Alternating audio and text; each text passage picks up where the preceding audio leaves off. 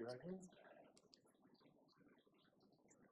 I do solemnly swear I do solemnly swear that I will uphold the Constitution of the United States, that I will uphold the Constitution of the United States, the Constitution of the State of Florida, the Constitution of the State of Florida, the Charter of the Town of Orange Park, the Charter of the Town of Orange Park, and amendments as to and the members of the I swear that as an officer I swear that as an officer of the Orange Park Fire Department, of the Orange Park Fire Department, of the Orange Park Fire Department, my fundamental duty my fundamental duty is to serve the people I swear to protect, is to serve the people I swear to protect, to safeguard and preserve life, safeguard and preserve life, health, and property health and property, against fire and other perils, against fire and other perils, and to maintain a proficient and to maintain a proficient in the fire service. in the fire service. I recognize the badge of my office I recognize the badge of my office as a symbol of public faith and trust. as a symbol of public faith and trust. I accept so long as I am true Accept this so long as I am true to the ethics of the fire service, to the ethics of the fire service, and make these promises and make these promises so solemnly, so boldly, freely, clearly, and upon my honor. and upon my honor. Congratulations.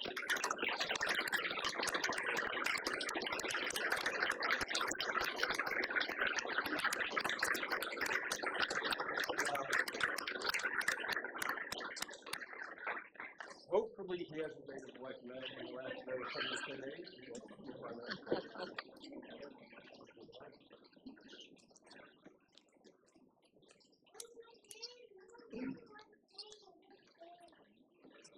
Perfect.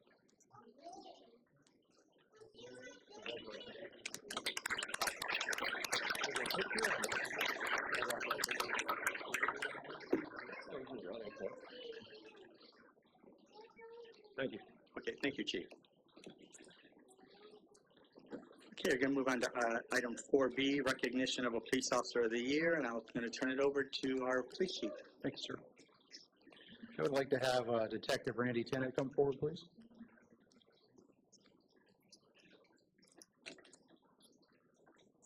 Have any family members with you? You want to come up here? Okay. All right, I'd like to just read the nomination for his selection as Officer of the Year for 2025. It's my distinct honor to recognize Detective Tennant as the 2025 Officer of the Year for his exceptional investigative performance, professionalism, and unwavering commitment to the mission of the Orange Park Police Department. Through the award period, Detective Tennant consistently distinguished himself through his handling of complex and high-priority investigations. He demonstrated exceptional attention to detail, strong case ownership, and a relentless commitment to seeing investigations through from the initial report to the final disposition. His thorough follow-up, victim-centered approach, and ability to identify critical investigative leads resulted in well-documented cases and successful outcomes that directly supported prosecutions and enhanced public safety. Detective Tennant routinely exceeded expectations by taking initiative beyond his assigned caseload. He willingly assumed additional investigative responsibilities, assisted patrol officers with case development, and provided guidance to newer personnel. He maintained strong communication with supervisors, prosecutors, and partner agencies, ensuring cases were prepared to the highest standard and progressed efficiently through the criminal justice system. Detective Tennant is known for his reliability, sound judgment, and work ethic. He consistently represents the Orange Park Police Department with integrity and professionalism both internally and in the community. Detective Tennant is occasionally perceived as demanding by his peers. However, this stems from his unwavering commitment to excellence and his high expectations for both him and our agency. His passion for the mission is exceptional, and he consistently holds the standard at the highest level, refusing to accept anything less than the best in service to the department and our community. On behalf of the Orange Park Police Department, I'm proud to present Detective Tennant with the 2025 Officer of the Year Award. This recognition is a testament to his dedication, investigative excellence, and meaningful contributions to the safety of the citizens we serve. Congratulations.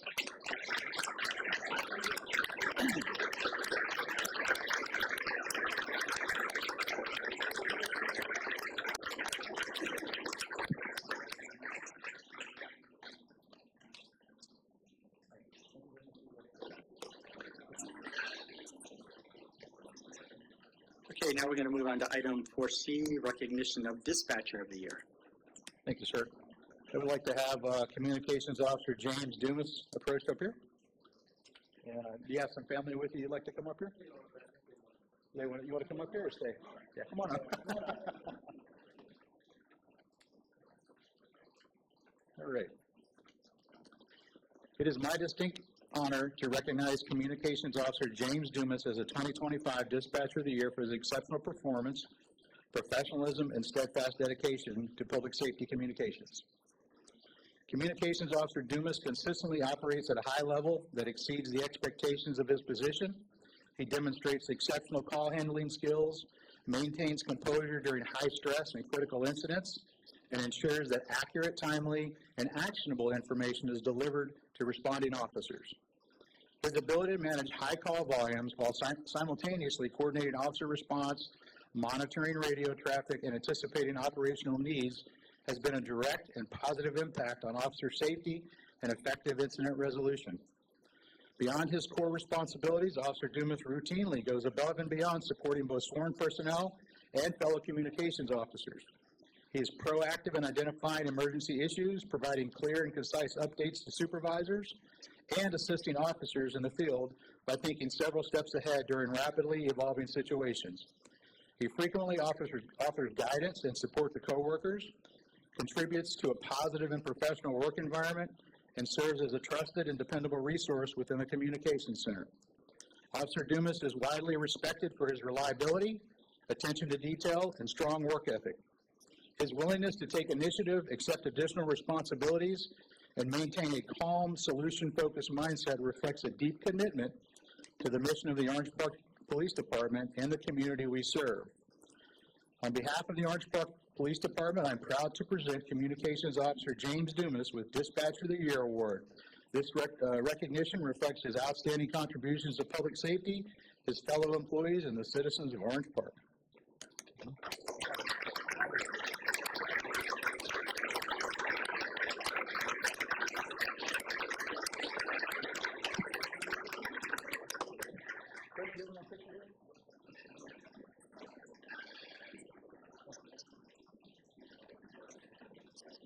Okay, we're going to move on to item 4D, recognition of Hero of the Quarter.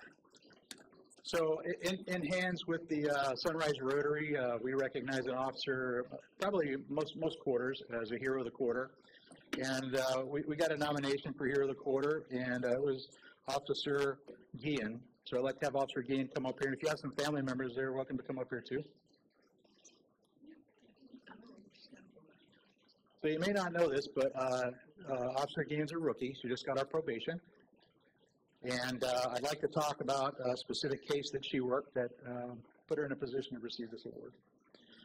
On the evening of December 21st, 2025, Officer Guillen responded to a reported retail theft at the Racetrack Convenience Store located at 947 Park Avenue. Upon arrival, she conducted a thorough investigation, including interviewing the store clerk, and reviewing video surveillance footage, which enabled her to obtain a detailed description of the suspect who had fled the area on foot. Officer Guillen immediately recognized the significance of the incidents as she was aware of an active intelligence bulletin regarding a prior theft at the same location on November the 11th. Demonstrating exceptional attention to detail, Officer Guillen coordinated with store personnel, including the store manager, who confirmed that the suspect involved in the December incident matched the individual responsible for the earlier theft. Despite the fact that there was a significant time delay in reporting the incident to police and the very real possibility the offender could be long gone, Officer Guillen nonetheless began conducting an extensive search of the surrounding area for more than 30 minutes in attempts to locate him.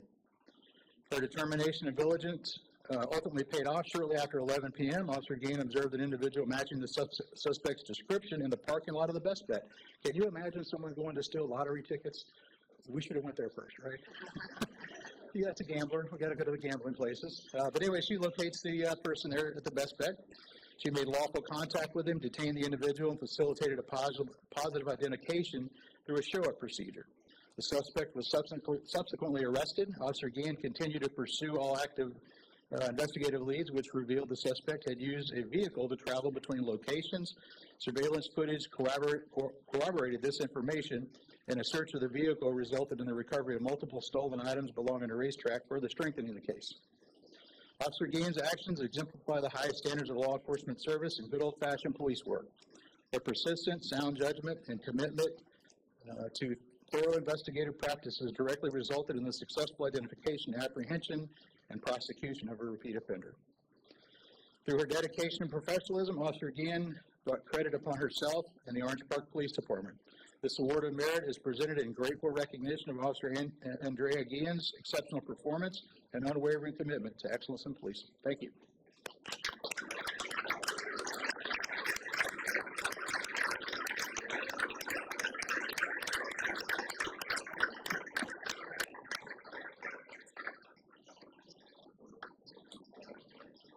Council, thank you for that time. I appreciate it. And these officers are doing a great job for us in the town and everybody who comes through the town. Chief, I totally agree with you. We've got the best fire, we've got the best police, and for a small little sleepy town, we're well covered. I'll put them up against anybody. Got it. Thank you. Yes, sir. Thank you. Okay, we're going to move on to item 5, audience comment. First one I have is Eugene Nix.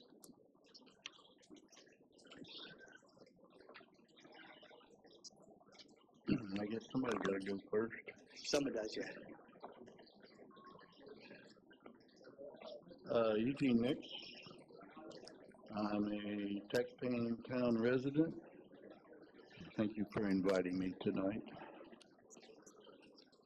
Some of you may think I'm crazy, in more ways than one, but I just love getting out in the community. Campaign, if you will, whatever, walking the streets, talking to people you hadn't seen in quite a while. Some of them I hadn't seen in a long time. Some of them I haven't seen since last week at the grocery store. But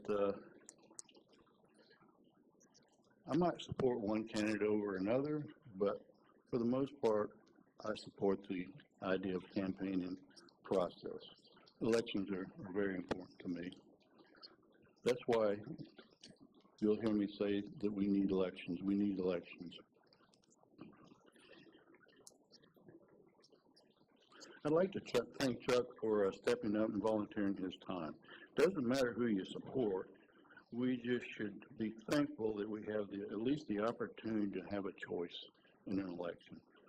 When you don't have an election, then it's just not right.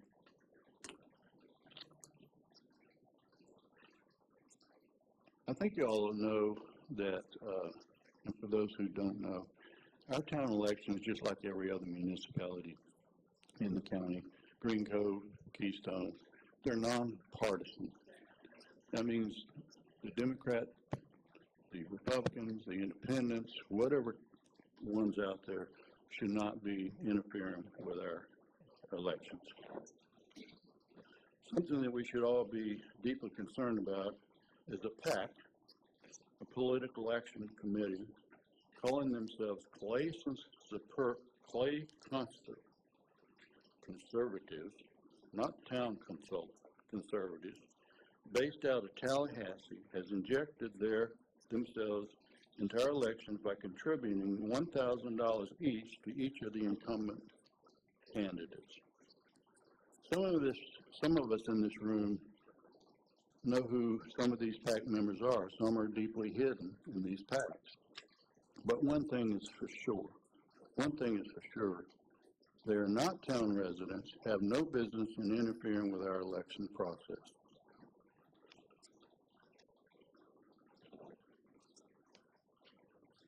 I think that's all I've got to say on this subject.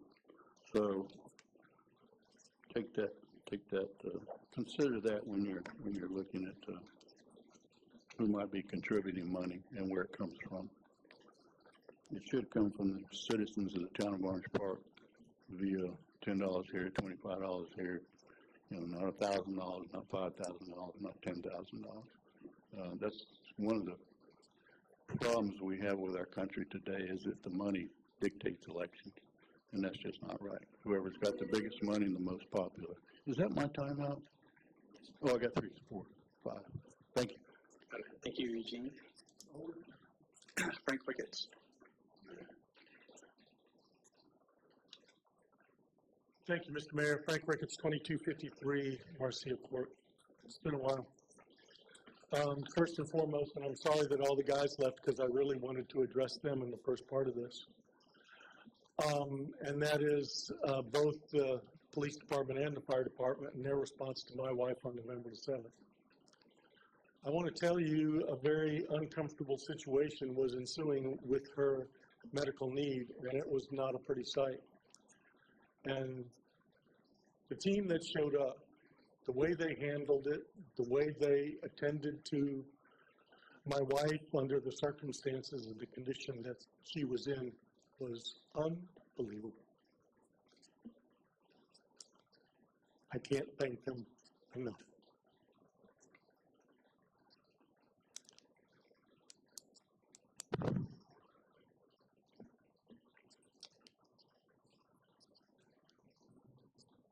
As it is, we have a fine group taking care of our needs.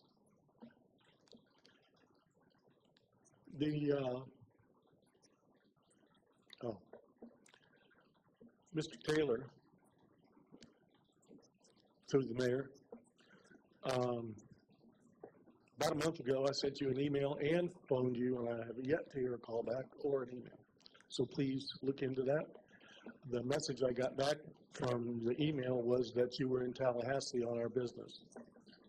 I'd like to follow up with that and sit down with you and talk to you about a few things. The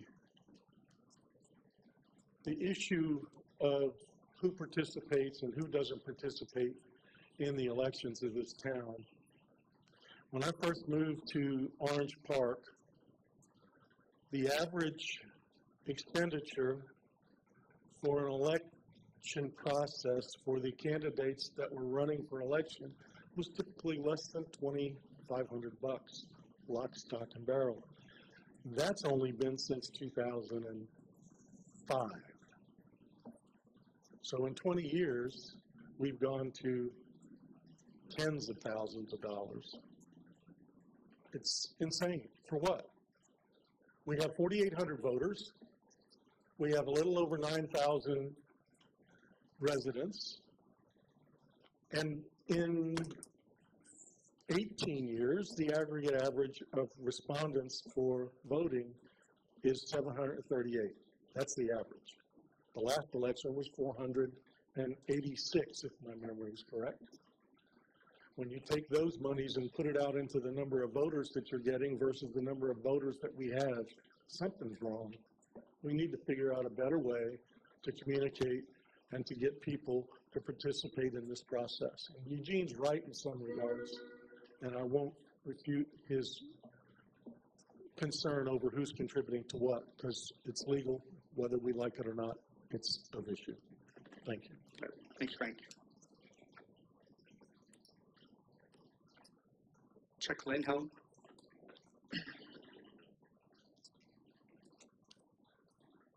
Chuck Lindholm, 644 Constant Drive.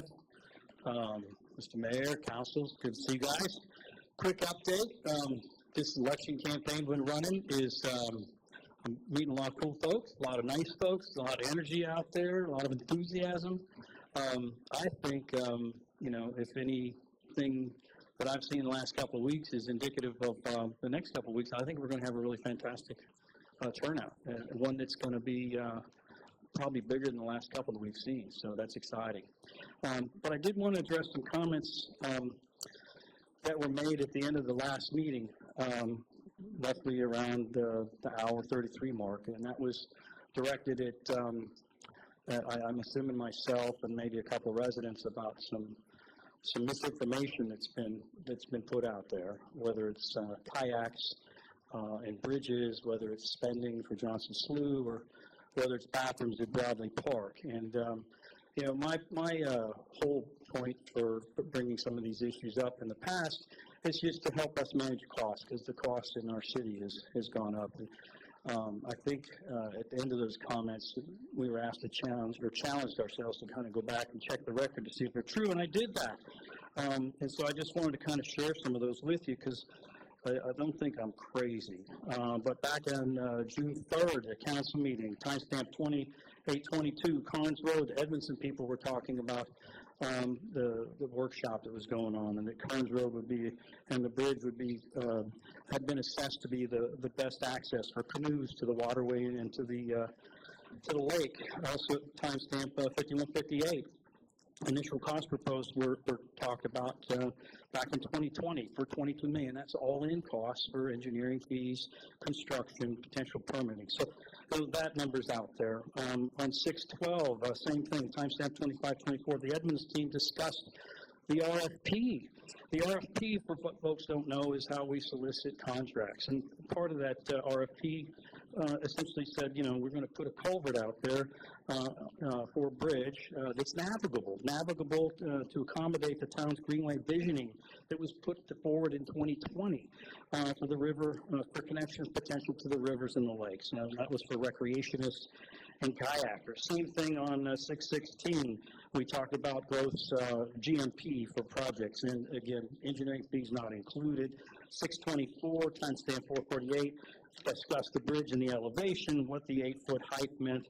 And we also brought up the Florida League cities discussion and the potential for a $14 to $20 million loan. August 5th, same thing, workshop, explanations around the 8-foot bridge and the elevations. 8/11, timestamp 44, kayaks, navigable waterways. The meeting on September 16th, October 7th. October 21, all these conversations about navigable waterways, kayakers, and whatnot were there. I'd ask for maybe another 30 seconds, if that's possible, Mr. Mayor. With regards to the bathrooms, look, you know, back on May 20th at this council meeting, at timestamp 437, the existing town manager at that time, Mr. Whitson, was asked to put together some cost proposals for the bathrooms at Bradley Park. He was asked that because our grant to convert the Nelson House had expired, and also our extension request had been denied. And he put that wonderful presentation up. You guys may remember it. It had the side-by-side with the porta potty as well as the permanent structure, and he even put out an annuity for a 50-year sort of rental obligation and shared the cost for a porta potty and upwards of $900,000. He was asked, and everybody was asked to sort of go back and review it because the upcoming CIP and 26 budget was there. And we followed that up again June 24th, timestamp 1 hour, 39 minutes. Mr. Whitson reviewed that again. One of the council members was a bit surprised and asked why it had been removed from the CIP.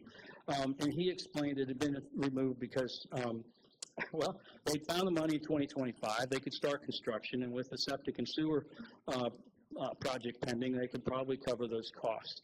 But he easily said he could put it back in. And another comment was made that as part of the value engineering process for 2026 and the Johnson Slough project, maybe we should ask Superior to help donate some fundings for that project. So the bathrooms out there, whether the costs are, you know, under review or not, they've been removed from the 26 budget. My whole point in my conversation was that these are just proposed spendings, not necessarily budgeted.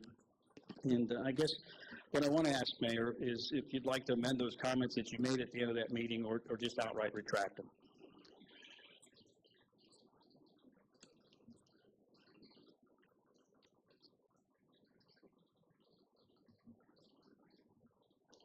Let's talk about misinformation.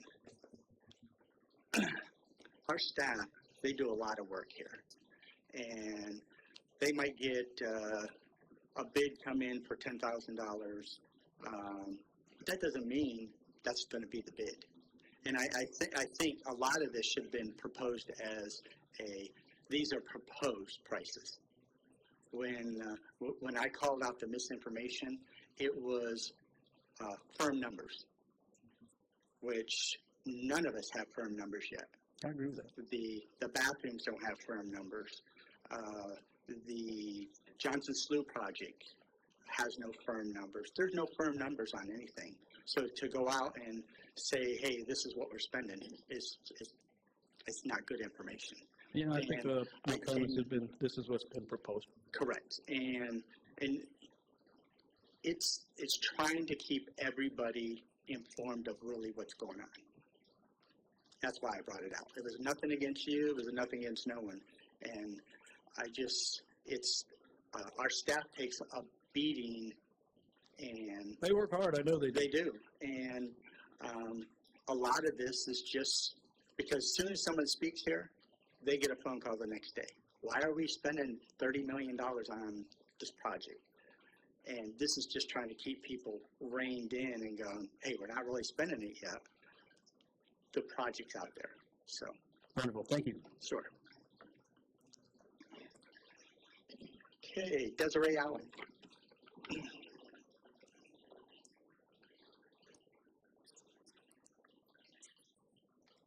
Desiree Allen, 1827 Smith Street. I just have a couple comments. This is coming up on election time. I am, and I will always be, a part of this community. We had a celebration / recognition of the people from this community at the cemetery. And for those that are running for any office, you don't need to show up. You don't know the people in this community. You've been to no houses. You don't know any of the people. You haven't gotten to know them. Don't come to the cemetery where we are celebrating our veterans, the people who have given their life in this community, to do your solicitation of votes or introduce yourself. Go to the communities and talk to the people, get to know them, and not just stand up and try to be seen at the cemetery where our dead lie, where our family members lie. Don't do that. Don't disgrace us like that. If you haven't gotten to know anybody in this community, go back to your houses where you've been hiding. Don't do that. I have been furious since I left from out there. And my child and my dad and my mother and my family is buried there. Cut it out. Do your fighting where you do your fighting. Y'all want to fight with the city council? Fight with the city council. They got officers. But don't come through this community with that foolishness. That goes for everybody that's running for office. Don't disgrace us like that. Get to know us. Get to know us. Cut it out. And I don't want to hear no more about the money that our mayor, I love our mayor, and I love all y'all too. I love y'all even though I'm fussing. Don't talk about the money he gave to ARPA. ARPA provided good homestead for people who have been here their whole lives. Don't do that. Don't try to disgrace us as though we were standing on the side of the road with our hands out and our mouths begging for food. That's not what was happening. We were offered a whatever, and it was free money. It came to the community. He did a great job of spreading that money out in this community to our people who need it. Black, white, green, yellow, purple. That's what he did. And I don't want to hear no more about that in this community because this is my community. This is where I live and where I raised my great children. And my grandchildren are being raised. I don't want to hear it again. I don't want to hear it. I'll go to the news with it. And whoever said it. Don't do it. If you can't run a nice race and if you got to be backed by people who have never given nothing to this community, then you need to sit down somewhere. Now, I'm sorry to sound like that, but that's it. Got it. Thank you, Desiree. Okay, George Bush. Good evening, city council members, Mr. Town Manager. I think 4 or 5 of the 5 of you were appointed at one time. That's how you got your start on city council. I was elected for 28 years in Clay County. Some of you know, some of you don't. I got there running as 1 opponent, 2 opponents, 3 opponents, as many as 4 at a time. But I feared the voters. Even having been elected, I feared them. I stood up and told them the truth, and I didn't mix my words. When a citizen asked something that came before me, I called that staff person or whoever it was up to the podium to get the correct answer. A lot of employees did not like that, but the public knew what the heck was going on. That's not what's been happening here. Ideas come out here, and from Public Works, orange trees flow up in a swamp. Attachments for sewer lines $50,000 we hear goes up for this restroom that y'all haven't even appropriated. Those are the things we hear. And Andy, excuse me, but when I heard that you denied there was no intent for an 8-foot bridge for a kayakers, I was shocked. I was absolutely flabbergasted because we've heard it at so many meetings and town meetings. But I think the thing I want to impress upon you folks is this project that you're putting before the people in Orange Park is like adding a second mortgage to my house, to your house, to your neighbor's house, to pay for that structure. And my question has always been, why spend multi-millions of dollars that only 3% of the population in Orange Park would ever even use? The rest of it's going to be used by the county. But I look at this and I think, well, we've had 4 town managers in a 2-year period of time. And you hired one that wasn't even qualified, even though you hired a consultant firm and paid them a high dollar for their advice and recommendations. The problem is the taxpayers, the citizens, the voters in this town do not know what's going on because I'm not sure you folks really know what's going on. But hopefully with the new town manager you have here now, there will be some resolution to that, and we'll all have some facts brought before us. Thank you. Okay, thank you, George. Barbara Buchek.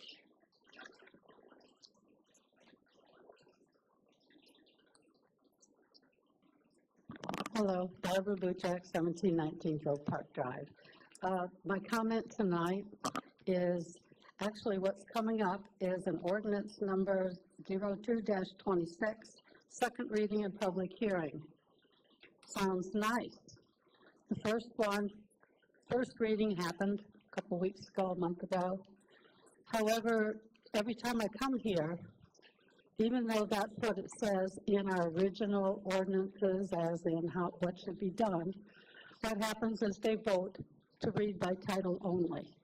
I'm totally against this. It was added later as an amendment. However, what that means is that the public, unless they download your agenda and all of your papers, which is 200 to 300 pages, probably on a computer, and then go searching for it, you don't know what that ordinance says because it's never really read. I've suggested perhaps if you have these ordinances that are long, you print them off and put them at least in our water bills or mail them out to registered voters so that the public can comment ahead of time instead of afterwards. So I hope that will be happening. I didn't read this one, I read over it, but I'm not going to read it out loud like I have in other cases, so that at least it's in the public record for anyone who wants to read minutes.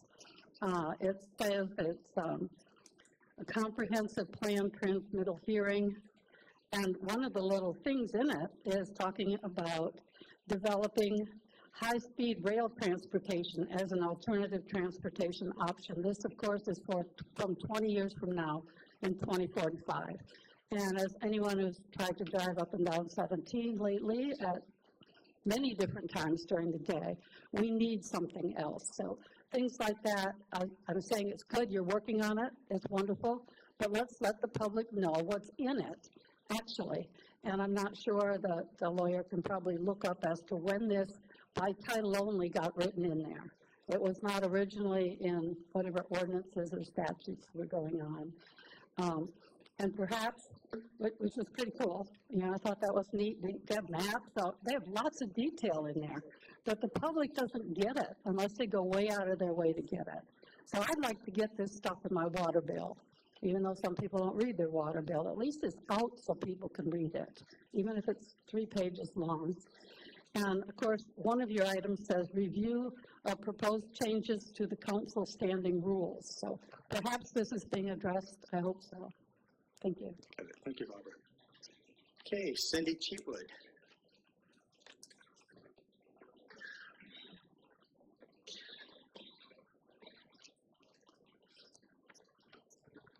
Cindy Cheatwood, 162 River Court, Orange Park.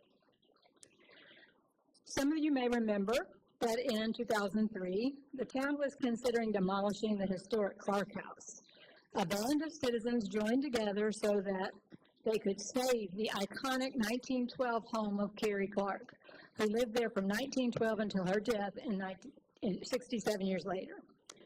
Those citizens founded the Historical Society of Orange Park, which I am proud to be the president.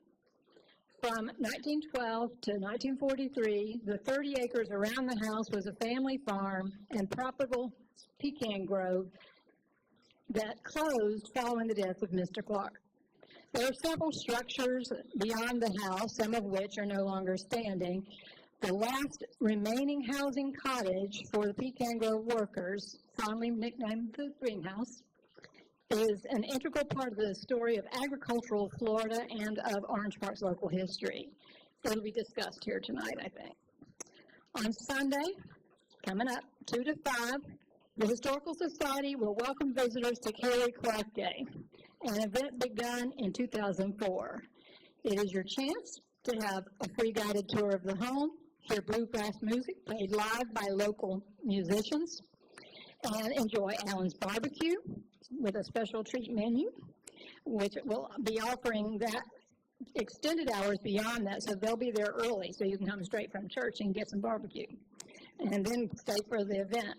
The Garden Club of Orange Park is working their botanical magic in the front garden of the house and is placing unique flower arrangements throughout the home in homage to Carrie Clark, a one-time very active member of that organization.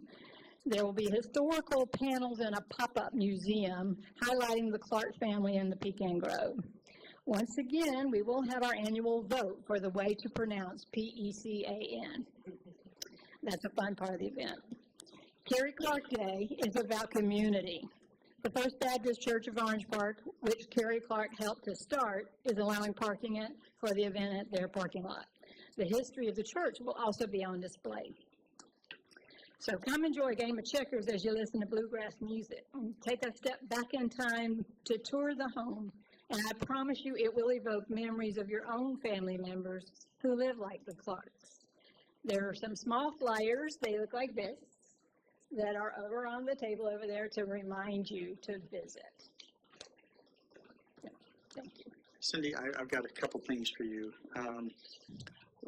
After Eugene, yourself, town manager, myself, met about Carrie Clark Day, I got out in the community. I was shocked to know, or actually shocked to see, how many people don't even know what Carrie Clark Day is. It's true. And I don't know We do how what to we get can. that word out. Yeah, I don't. Besides, say, I come would to happy the to have event. this opportunity for anybody listening or going to Facebook and hearing about Carrie Clark Day. This was a good opportunity to advertise.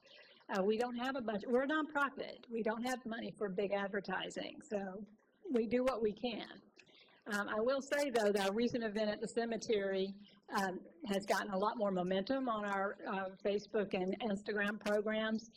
In one day, with our new posting on the history of the house, of the Clark House that we put up on Sunday, 1,700 people saw that site, so saw that article about the Clark House. So we may have more people because of that. So did you have another suggestion? No, I'm just thinking, I know Carrie Clark Day is this weekend, and maybe next year the Historical Society, the town of Orange Park need to get a better partnership with this and figure out a better way to get it out. Maybe it's quarterly, bringing people up there to learn. I mean, there's a lot of history in our town, and we've got a lot of new people that's moved in here. Yeah, we do I every saw it this month. weekend. No one hardly knows anything about our town anymore. Well, we put posts on our Facebook. We put videos that Channel 4 did. One of them was about the Clark House, and I put the videos up from our Black History events. Those are getting a lot of activity on the YouTube channel. There are people who are interested, and there are people who are not.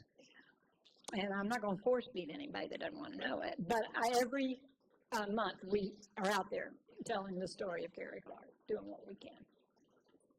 Okay. Well, thank you for what you do. All right, thank you. Sorry. Okay, that's all I have for non-agenda. We're going to move on to item 6, consent agenda, and I do have a speaker card from Mr. Bush. Yes, Mr. Mayor, I want to have a second bite of the apple on this, kayak trail. I spoke to the Water Management District this morning. They've had 14 meetings with your engineering company that I'm sure you'll be paying the price for about, designing and getting that approved. They have not been approved for 8 feet. They have a lot of concerns. So there's been a new firm entered into it, so I don't know how much you guys got in your pocket, but you expect to pay a lot of money on that for that engineering. And the second thing is, when the mayor made his comments last week, if you agreed with them, you kept your mouth shut or nobody else knew it. When somebody says something that's not correct, do what you're supposed to do. Tell them what you feel or what you really know to be the truth. And that was the question about the kayaks and about the designs. It's nothing wrong to be on one side or the other of that. But it's one thing when you just sit there and you do nothing. That's where public trust erodes. So I would ask you to be of that. And I want to say this in defense of the mayor. I think the meetings that he's had on this thing have been above board and they've been very good.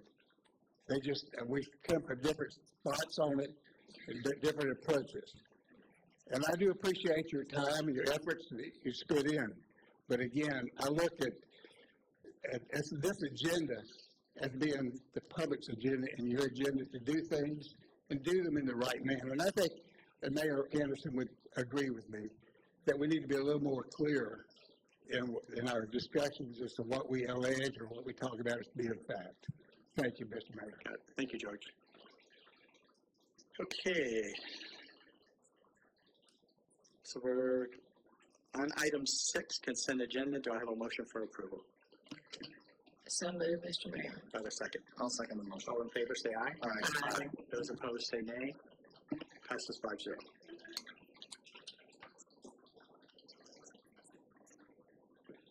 Okay, going to move on to item 7, new business.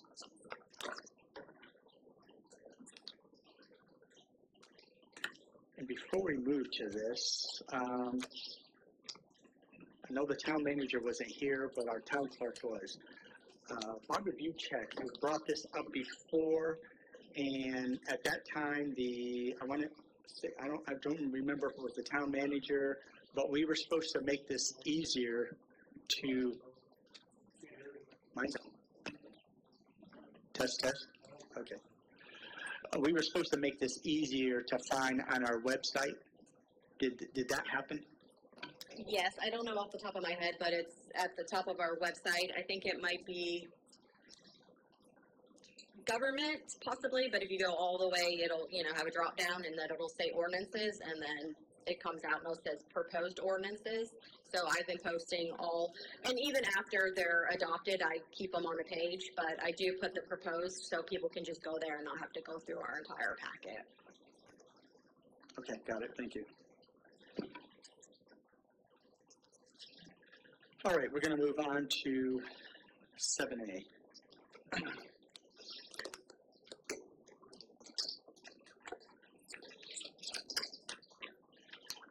Okay. Do I have a motion for a second reading by title only of ordinance number 01-26?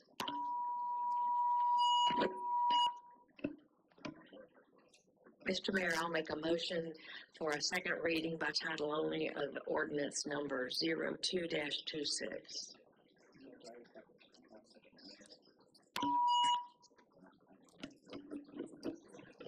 Okay, all in favor say aye. Aye. Those opposed say nay. Passes 5-0. Okay, Town Clerk, please read by title only.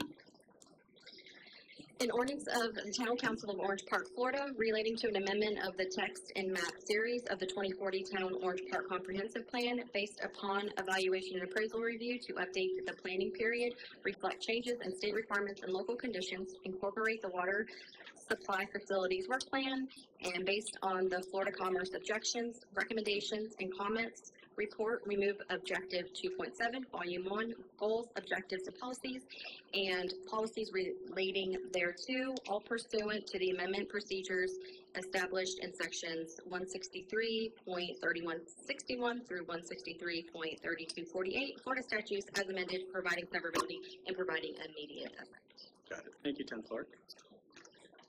At this time, I'm going to open a public hearing. Mr. Ricketts, I have you, you put a speaker card in. Thank you, Mr. Mayor. Frank Ricketts, 2253 Marcia Court. I want to thank the lady that spoke under the non-agenda items about by title only. Had she not said that, I would not have been paying attention to what was actually about to happen. Most of you in the room, except for maybe Eugenie and Ms. Dimmons and possibly Ms. Cheatwood, weren't around for 0212. 0212, for you that don't know, was a reversal of a land development ordinance that I initiated and then adopted the historical support of Ms. Barbara Davidson, and we together put together over a 14-month period a 573-page dossier on the event that took place because of a blind reading. Because in that blind reading, votings took place that weren't even noticed. And that was the final reason for getting 18 sightings that got that item reversed. But it was because of the same premise that the detail was not in the ordinance that nobody realized the magnitude of what was about to happen.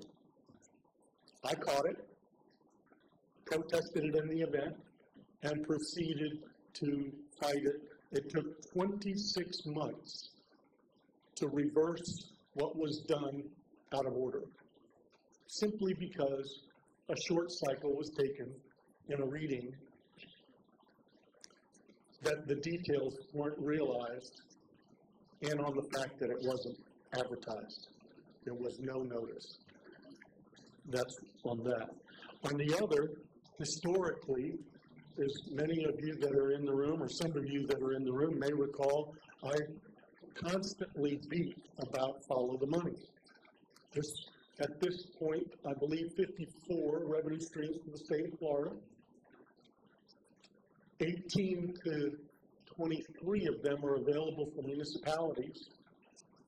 And in years past, because of the way we didn't effectuate the comprehensive plan, we didn't have instruction to pursue some of those revenue streams, and we lost out on millions of dollars over a 10-year period because we never adjusted our process to go after all of those revenues. And because we didn't have them in the comprehensive plan, they didn't make it into the comprehensive budget, and they didn't make it into the budget process, so we couldn't even submit for the monies that were out there because we weren't doing our due diligence through the process. We weren't making sure in our looking forward for 20 years that anything that was changing in the revenue cycles at the state level that could affect us in the future would be in hand. Ladies and gentlemen, we're facing that right now today with what's happening in Tallahassee and the removal of property tax. We've been receiving grants and participating with match funds on grants that we've depended on some of the very revenue streams that have been problematic for us in the past that are not going to be here in the future, and we've already dedicated match funds in the future to. Get it? It's a big problem. It's a big issue, and we, the taxpayers, are going to pay for it because everybody wants to take the short way out and not go through the details and make sure that everybody understands the detailed consequence of what we're facing. And now we have a 5-year cycle, if I understand what's happening with the property taxes. You guys were just in Tallahassee. I'm sure it was a problem. It was a major topic. I hope it was. But it's only going to be diverted across the 5-year period. So how are we going to make up for, I don't know, what is it, 23, 27% of our general budget is in property taxes? We're lucky. we're on the low end of the scale. There's communities that up to 48% of their revenue is based on property tax. Okay? The problem is 46% of the residents in the town of Orange Park are on fixed income. They're over 65. And you guys are passing out money like it's candy. And just because there's a grant there doesn't mean we can afford to attach a 50% savings when the revenues in the future aren't going to be there to back them up. Thank you. Thank you, Frank. Would anyone else like to speak to this? I see no one. At this time, I'm going to close the public hearing. Public hearing now is closed. I'll bring it back to the dais.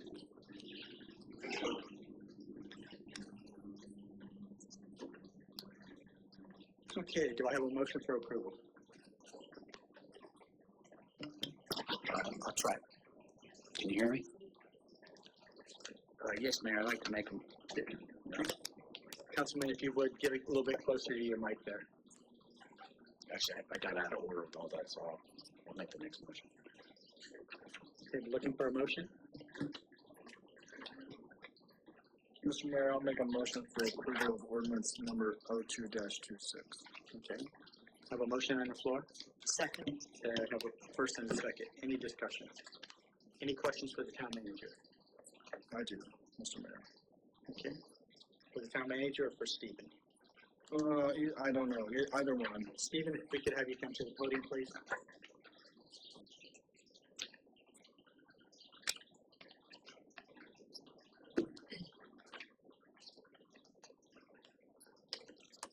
Hey, Steve. My question is, we're doing this update to the comp plan as a result of the state's mandate, order, this needs to be done, right? And I guess my question is, how gray are the things that we're removing, or has this been identified by the state, you need to remove these pieces from your comp plan? How specific was the state?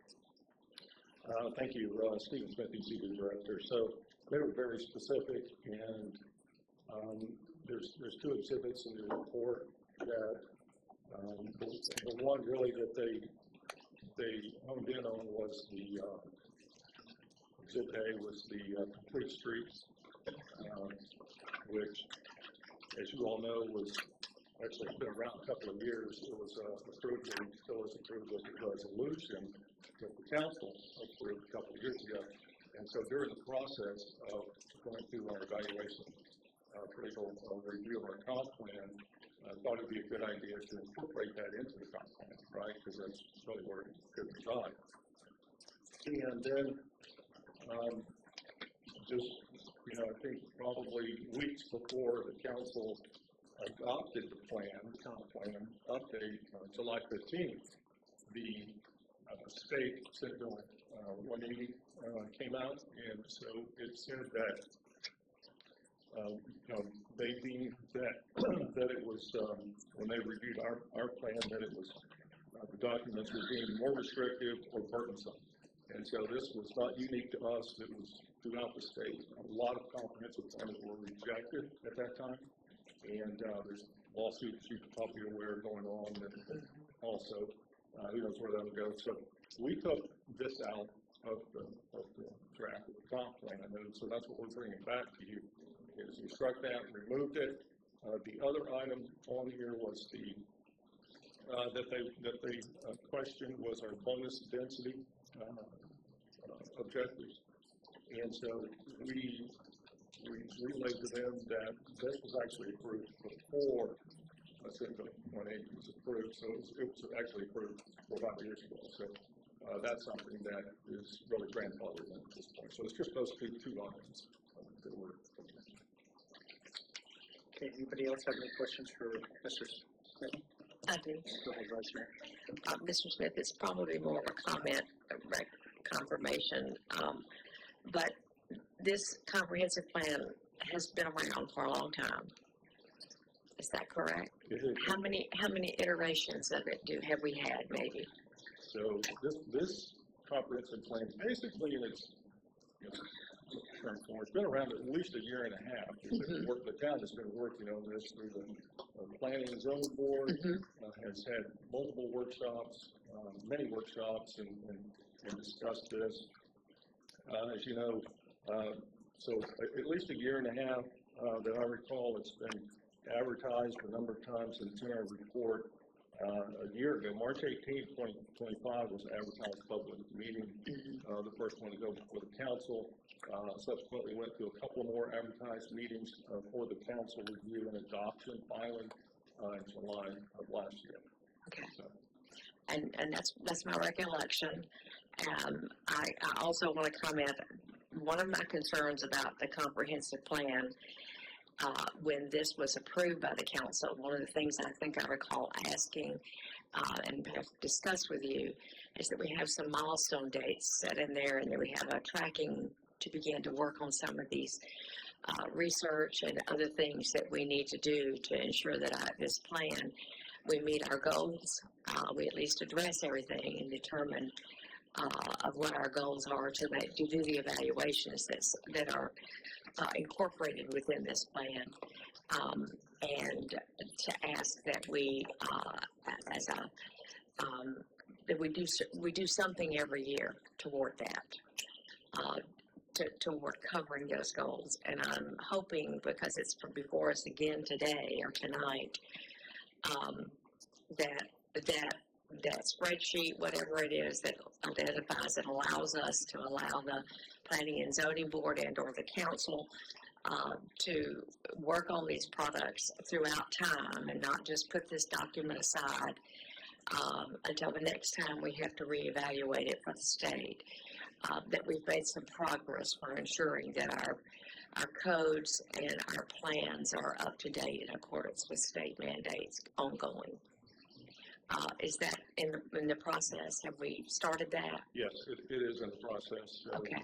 As you're aware, the comp plan has long-term goals and objectives and short-term goals and objectives. Yes. And so we are compiling those into a document spreadsheet that we will monitor, follow up on, bring to the Planning and Zoning Board, and we need to work on those, achieving those goals. Thank you. Thank you. That's all, Mr. Mayor. Okay. Thank you, Vice Mayor. You have anything? No, from Mr. Smith. Okay. Nothing else? Okay. No one has any more debate? I just have a little question. Go ahead. For Mr. Taylor. Mr. Taylor, even though Mr. Smith gave us kind of a high level, is there anything else, just for our folks here, folks at home, is there anything else that,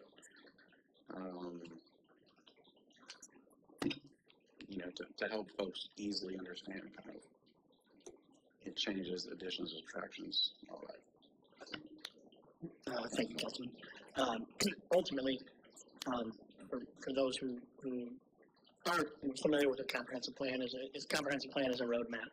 Ultimately, right? It's a long-term roadmap that provides direction to staff as well as future councils and things that take quite some time to develop. So it's not uncommon for a state governing board to send back comments or clarification requests or so forth. In this case, as a direct result of Senate Bill 180, which again, in the state's effort to facilitate development and to make it, in essence, less, and to use their words, burdensome and restrictive, to allow for more development and easier development at a time where, as we'll discuss later on, costs are going through the roof here and there. But ultimately, Senate Bill 180 that was passed previously, which is underneath guidance here, is actually give you an idea of how sometimes good intentions can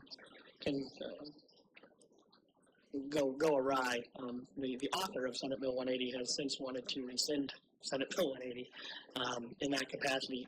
It currently has not moved its way through the legislature, but just to give you an idea of some of the challenges that staff as well as the council faces in these decisions. They're very difficult decisions, and they're not taken in any way, shape, or form in a lighthearted. But ultimately, the comp plan's a roadmap that gets approved through the state In this case, there was just 2 minor changes. Again, not an uncommon situation in general, but like I said, as an example of how sometimes good intentions get retracted, there is an attempt to remove that language, but ultimately it's currently the requirement, and that's what we're following through for to satisfy the state's needs. Okay, any other debate? I have one more question. Okay, Councilman Benfield? So we spent money on complete streets, and we're pulling it from the comp plan. Does it live anywhere else in our documents that are less restrictive or less black and white than the comprehensive plan? I'll have to defer to Steve on that. From that standpoint, it was that Complete Streets program was obviously before my time here. Yeah, so, to Councilman Benfield, we have an approved resolution, that is identical to was in the update comprehensive plan, so we have that resolution that's approved, and so we're using that. Okay. So we got that. Thank you. Okay, but did you have something there? Okay. Okay. Let's go ahead and, Town Clerk, poll the council. Councilman Vogel? Aye. Vice Mayor Sandler? Aye. Mayor Anderson? Aye. Councilman Benefield? Aye. Councilman Taylor? Aye. Passes 5-0. Okay, we're gonna move on to item 7B, water and sewer system utility rates. And, gonna hand it over to the town manager for a presentation as, from staff proposed rates, and then we'll follow that with a public hearing. So town manager, it's all yours. Thank you, Mr. Mayor. Thank you, everyone, for coming out. As we know, costs are escalating in every facet of our life, and oftentimes it's a very difficult decision when a municipality run enterprises such as water and sewer and so forth have to adjust rates, but in order to operate those in an efficient manner that doesn't become a further burden down the road, we have to make those difficult decisions. On the positive side about a public-owned utility, in this case, like our water and sewer system, we provide the public an avenue for conversation, for information, for education, and ultimately, I know that I'm coming kind of later in the game here, but this council has I will say, has been extremely upfront and has taken public comment and public consideration to a level that in my professional career I have not seen. So I commend the council on that. It doesn't mean that the decision is easy, nor that it is taken in any light-hearted situation. Ultimately, our enterprise funds, which for lack of a better term, our businesses, which is the water department, sewer department, those take considerable revenue to operate. Just to give you an idea of where our costs, we have not adjusted rates, an increase in rates since 2014. In fact, in 2018, they did cut rates at that point. Unfortunately, the lack of an adjustment in rates has put us into a position where we need to make some changes. We need to make increases overall. Now, that being said, to give you an idea of costs over the course of our system, the cost to operate and maintain our water system has increased 174% since the last time rates were increased. Our sewer system, operations and maintenance, is up over 192%. For anyone who happens to have a swimming pool, the understanding of the cost for chlorine, for the lack of a better term, for those who don't understand, chlorine is a sanitizing portion that you use to make potable water in many cases. That is up over 300% in the last 5 years alone. Those put immense pressure on, and those increases do not include labor increases and so on and so forth. So those are just pure chemical costs, pure operation and maintenance costs. But when the council asked and held a couple workshops in the fall to get input, the initial recommendation from a water survey that we had done, I believe in 2024, correct me if I'm wrong, the suggestion was to increase rates at 15% and then either 5 or 6% each year after that to to get an increase in the solvency of the fund. If we do nothing, we either have to supplement with, in the end, ultimately, which would be property taxes, to continue to make the fund solvent, which if you're going to operate a business, you should operate a business, right? You should cover your costs. That's my philosophy in that situation. So in order to do that, we have to be able to pay for those through rates and situations. Now, when the workshop was held, the public thought that 15% was quite the heavy lift, and I understand that. So we listened very well, very intently, and my ultimate recommendation to the council is that yes, we still have to adjust rates, and I know that that's never a popular thing nor a something that we desire to do, but it is a necessary thing, unfortunately, that we have to do in good stewards of the enterprise funds and those and the town people in general, so that your water system continues to operate as it should. When you flush the toilet, it doesn't stare back at you. That's kind of a big thing. So unfortunately, these increases are important to increase the solvency. Now, as I said, the original lift was pretty heavy, and so council asked us to kind of look a little bit deeper into it. So myself, the finance director, Mr. Villanueva, and our public works director, Mr. Croce, started looking at not only that, but also where can we cut costs. And so our proposition ultimately is to do an 8% for this current fiscal year, which amounts to a total of the first adjustment to the base rate is $1.36 of an increase for the water section, and that's for Schedule 1. Schedule 1 and Schedule 2 on the board up above is primarily what the residents pay. As you get more into it, obviously there's more, there's different rates for different size organizations, commercial, so on and so forth. Schedule 1 and 2 affects most of the people in Orange Park. So, to give you an idea, so Schedule 1, which is the general residential single-family household type situation, goes up from $16.96 base rate, which is what we're currently at, to $18.32 for the remainder of this fiscal year. That would then go up another 7% for the next continuing 2 years, taking the rates, as you can see at the very top there where the cursor is, to $19.60 for the fiscal year, starting October 1 of this coming year, and the following year that puts it to $20.97. To give you an idea on the Schedule 2 rates, which are more of your, in essence, your apartment dwellings and that aspects, there's a little bit different rate there. That goes up $1.15 from when these rates would go into effect, which would be obviously the approval and if adopted by the council. And then in October they would go up. So the current rate is $14.42. That would go up to $15.57, so $1.15. And then 10/1 of 26, it would go up another $1.11 to $16.66. And then again, the following year of 2027, it would go up $17.83. So again, that one would be a total of $3.41 over that 3-year incremental pieces. Schedule 1 would go up a total of $4.01 over the course of those 3 increases. There's an additional revenue, and I mean, this is a very long situation, and these are all available where you can see they're all tied to that 877 increase across the board to make sure that the funds continue to head towards solvency. To assist us with not having to raise rates as much, we are also cutting $500,000 out of the water main upgrade program. A lot of that has to do with, we had some additional budgeting over the few years, and we determined that since we weren't utilizing it, that we could eliminate that fund, as well as the septic to sewer conversion, the removal of $500,000 from that, because again, all of that has so far been paid through grants. So we will, if the ordinance is approved, we will have to provide a budget amendment to remove that $1 million in cost factor. But these rates were hard thought out.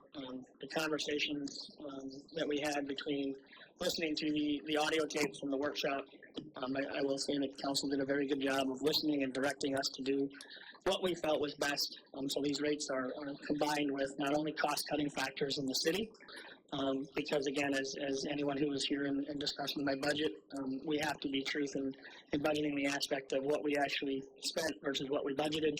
And if there's a history there of an over budgeting type situation, that's what we've kind of identified here for ways to cut costs to help raise that solvency. with the combination of the rates and the cost-cutting factor, we will be out of the projected red by the start of the fourth year, and we will be into the black and building up the reserves, which is our own city's policy of 33% to 67% reserve funds. Again, it's taken very, very seriously. We take your consideration, we can take your comments, and none of this is just, again, these are proposed ideas that give us what we consider was the minimum rate we needed to increase, as well as additional cost cutting at the city level. So there's obviously, it's all residents' money in that capacity, so not to diminish that, but it's their skin in the game for the cost cutting side of things, and we'll have to be continuing to cut for the next few years as we face continued pressures throughout time. But overall, like I said, my recommendation is to implement the 877 program, and then after that would be to tie rate increases to the CPI data that would come out in April, with a setting a floor of an increase of either 2% or 1.5% and a ceiling, so that you don't, when you have large situations of inflation, which we've had these few years, you're not piling on expense. So again, I know that it's a difficult situation, and I know it's not a popular situation, but unfortunately it is something that we do need to do, and the clock is ticking on that capacity. Again, those tying it to CPI data, then automatically we'll implement the data that comes out in April through the federal government, which typically, again, is anywhere between 2.5% to 3% on a normal year. That would then allow for rates to keep up with what they need to keep up with, so we're not doing these heavy lifts and these heavy examinations over time. But that's in the gist of kind of where we're at. Another example of some of our adjustments within that water rate happens to do with water meters. As you know, water meters are, well, you may not know, obviously, water meters is one of the necessary components of reading the meter, or metering and charging effectively. They have gone absolutely bonkers over the last 5 years. And in my previous city, we weren't obviously immune. We updated them on a regular basis as well.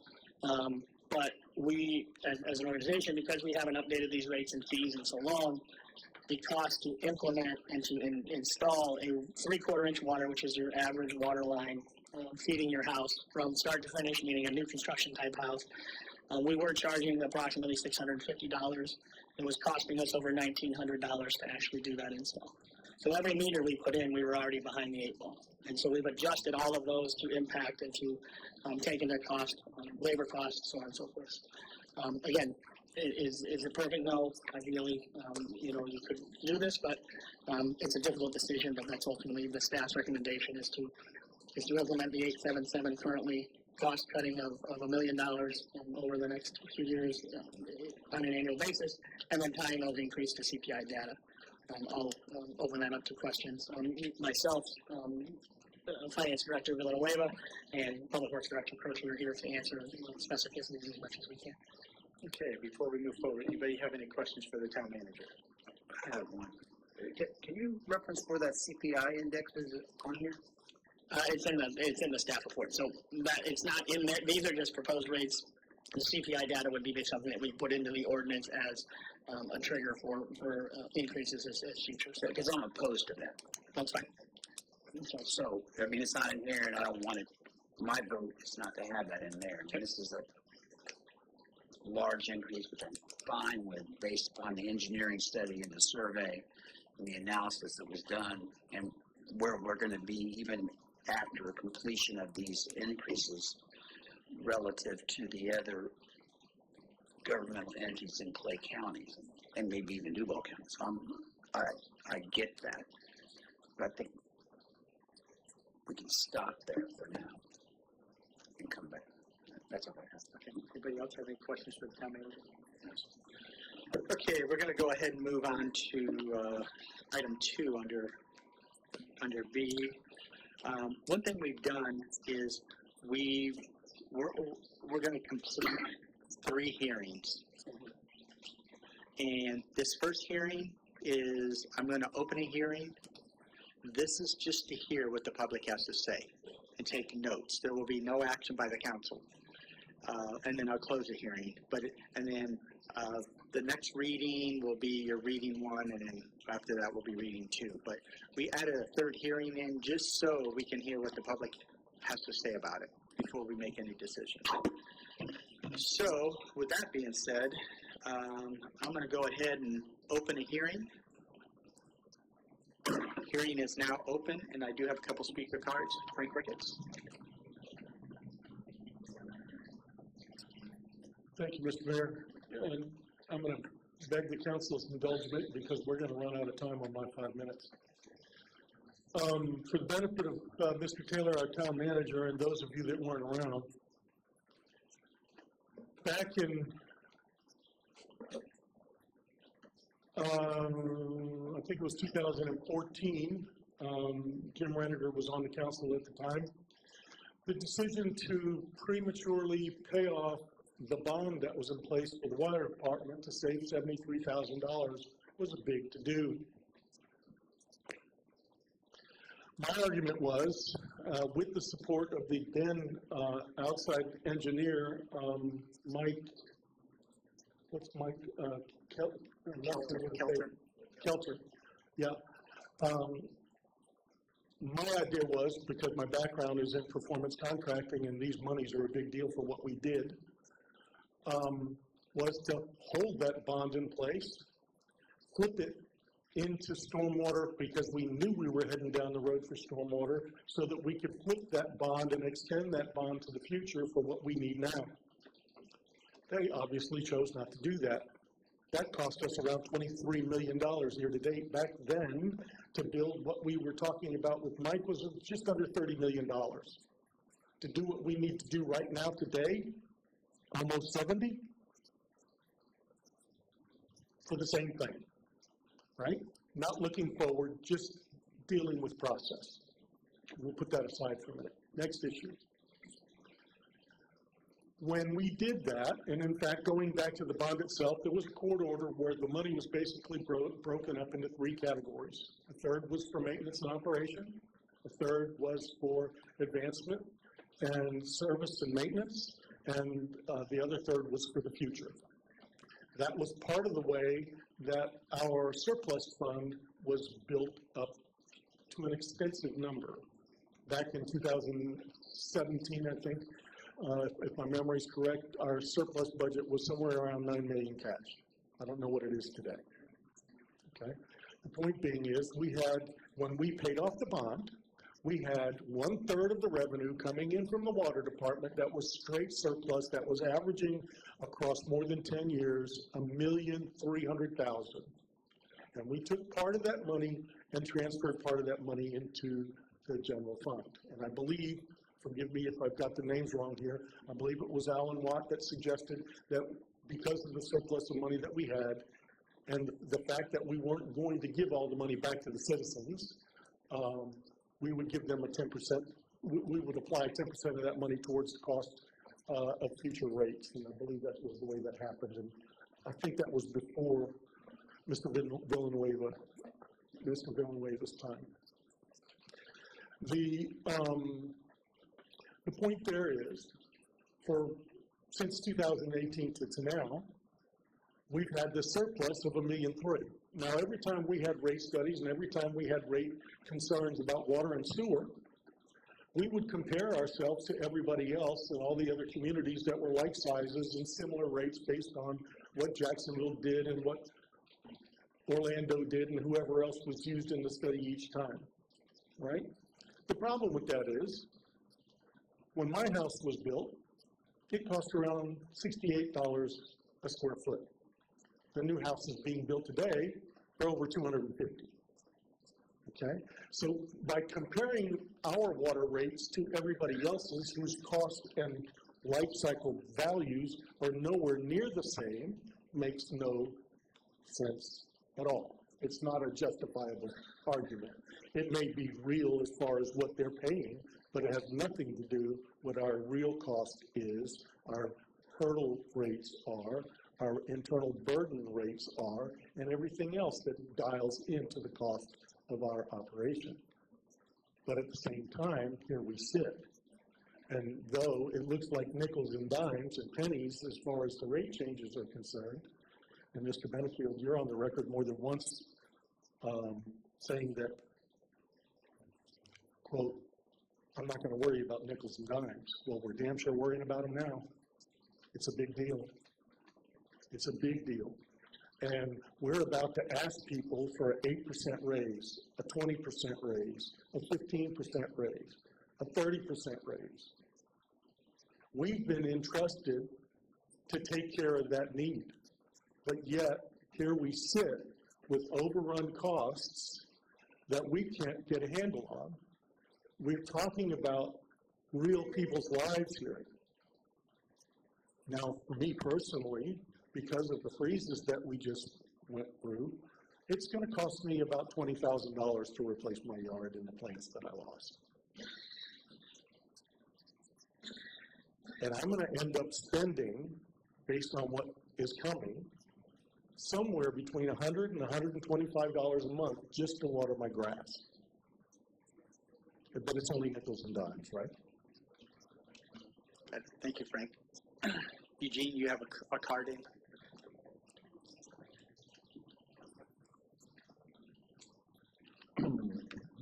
Eugene Nix.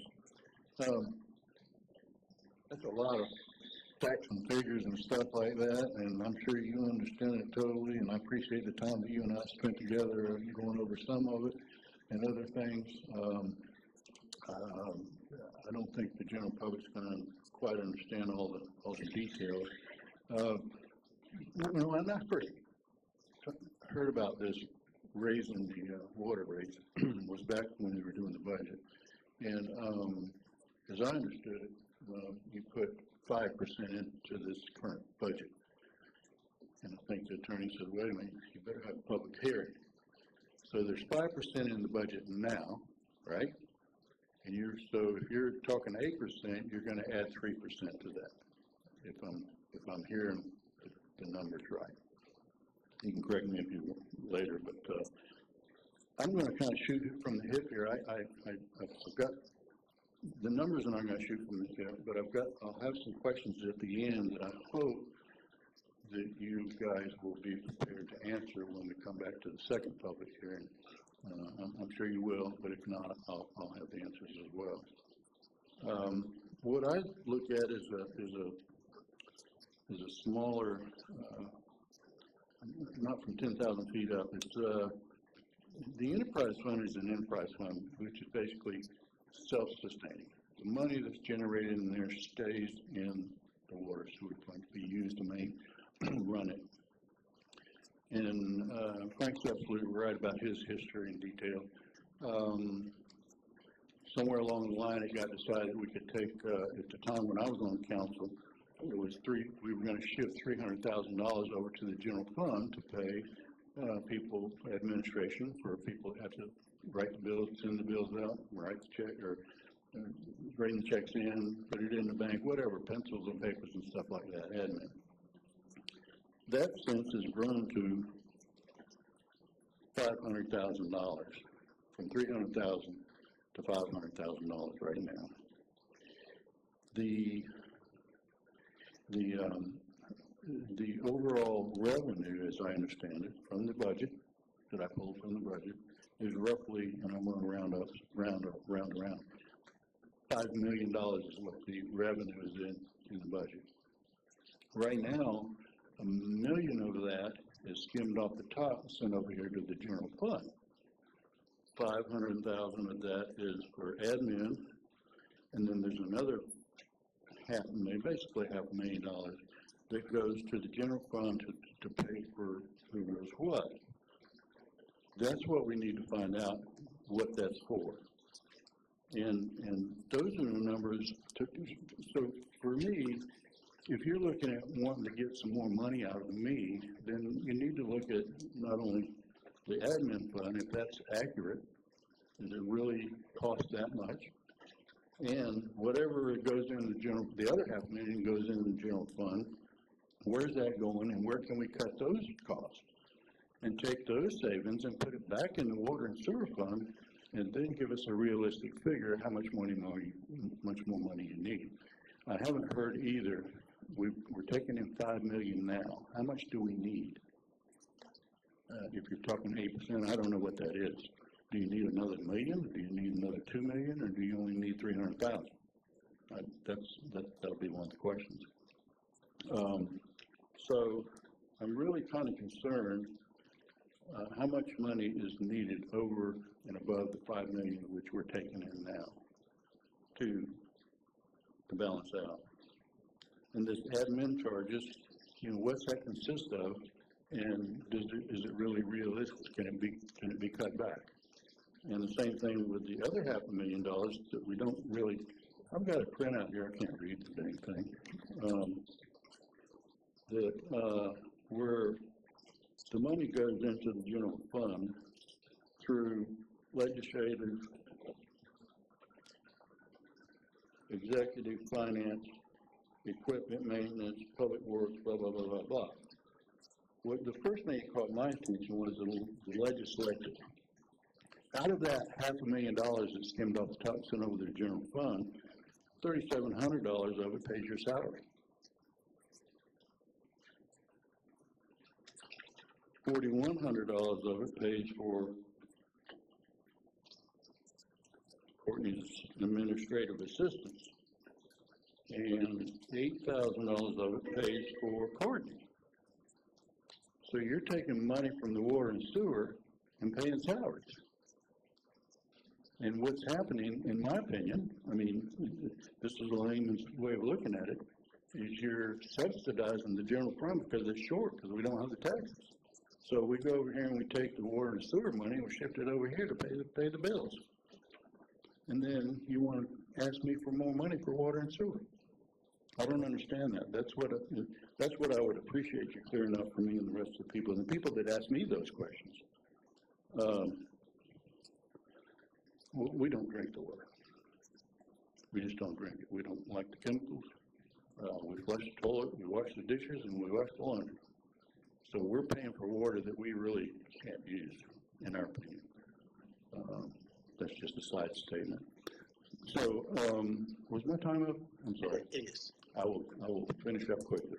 So those are the questions that I'm going to find out, and I would like for you to ask and bring back to be prepared to answer those questions at the next public hearing. We've got to have an accounting of where all this money's going. You rattled off a lot of numbers there, but it doesn't explain why we're short, in my opinion. I appreciate the time. Hopefully, we can get some meaningful information next time at the next meeting, and I'll do my best to find out what I can find out and bring it to you. And if it's wrong, tell me it's wrong. If it's right, tell me it's right. And if you still need some money, okay. But again, one of the questions is, you've already added 5% in the budget for this year. So if I understand right, you're going to add another 3%. Make it 8. The 5% was never added. It's in the budget. Yeah, it was budgeted, but due to the fact that it was removed from that aspect, so we didn't actually put the 5% in. There's not 5% in this current year's budget for rate increases. There is a line item, yes, but again, okay, that's plain so simple way for me to understand it. I understand. Okay. So if you're wanting 8%, are we going to put 8% plus 5, or 5% plus 3? Am I making sense? I think you're both going to the same end. When the budget was completed, 5% was put in, but to raise water rates, it needs to come to the council, and it never came to the council. So legally, the water never raised. I know that. So but it's we're going to the same end. You're coming to the people and asking them after the fact is what I'm trying to tell you. Really. Right, I understand. You've already raised it 5% in the budget. You just haven't voted on it. Correct. And now you want to add 3 more to that 5. That's kind of my question. So yes, you don't have to answer me now, but it sounds like to me you've already got 5. You want 8, so we're going to raise another 3%, or are we raising another 8% on top of the 5? That's my question.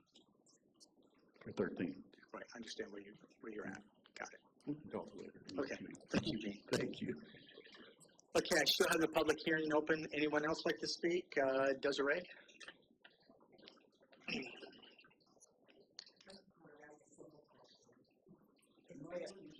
Is there any way to alleviate this and not do it for the sake of the people? We talk about doing for the people of Orange Park and taking care of our community.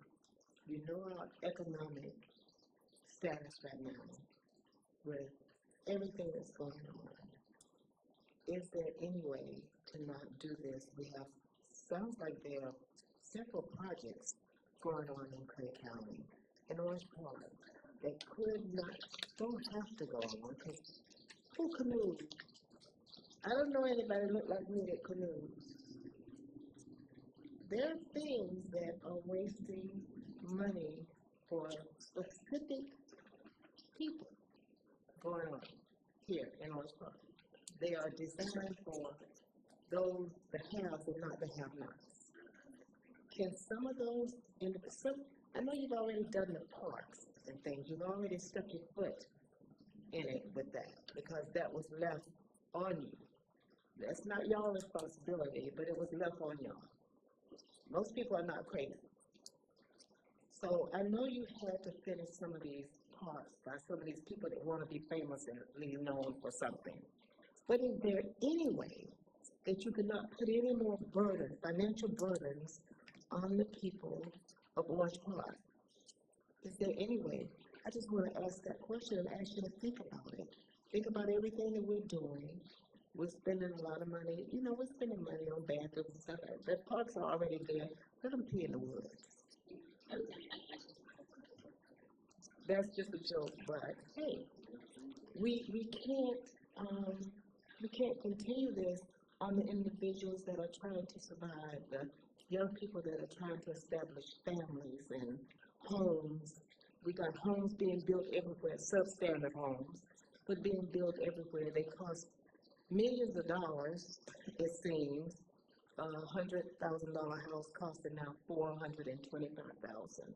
It's not fair to continue laying more and more burdens on the people in this community. So could you just think about that before you do it? Will do. Thank you. Anybody else like to speak to this? The water rates?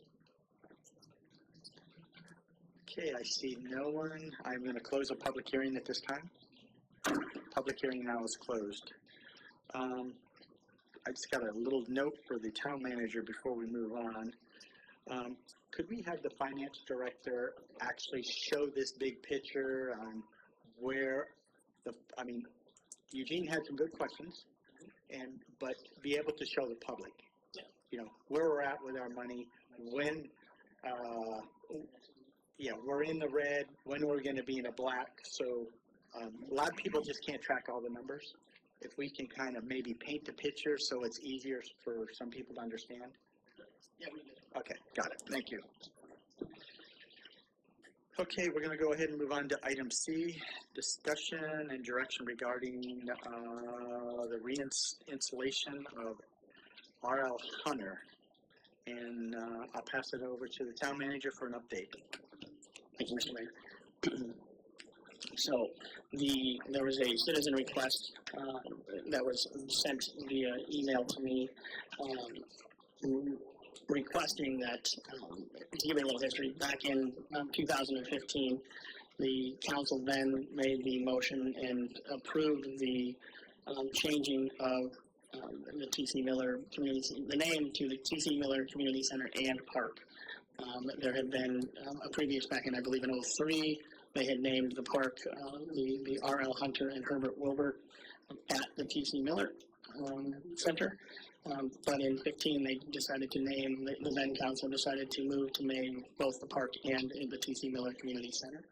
A request, and what happened was the sign was left up. A more recent Culture and Rec Committee meeting was brought up that that sign was supposed to be been taken down. So staff looked into it, and it was determined through the minutes and the research that yes, it was supposed to come down, but it had never come down. That request from the citizen came back asking that we either reinstall it or ask the council to consider changing the park portion back to that, the R.L. Hunter and Herbert Wilbert at the T.C. Miller Center. Ultimately, what we're doing is looking for guidance from council if you would like this to go back to a culture and rec for consideration, or if you would like us to reinstall the sign, those capacities. Ultimately, there was no ill will or negative intent, and it was just following through on a mention through the committee that should be. They thought the sign was to be removed. It was verified that it was supposed to be removed, so they went ahead and had Public Works remove that sign. Again, we can certainly reinstall it, or we can go through that, again, go to Culture and Rec to have that discussion in a little bit more detail. But ultimately, that's the guidance that we're kind of looking for, is how you'd like us to proceed. Okay, thank you. Does anybody have any questions for the town manager before we go into discussion? I see none. I'll kick the discussion off.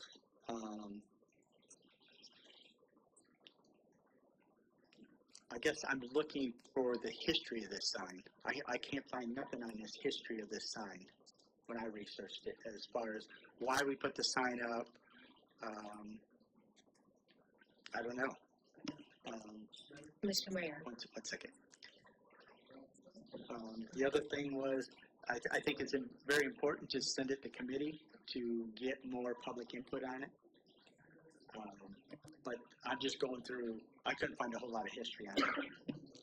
Mr. Mayor, the only thing I could find online was actually Mr. Wilbert's obituary, which discussed his time in Orange Park. He apparently was very, very involved in the early days of OPAA. He was a well-loved and well-respected coach there. Eventually became one of the football coaches, I think, at Orange Park High School.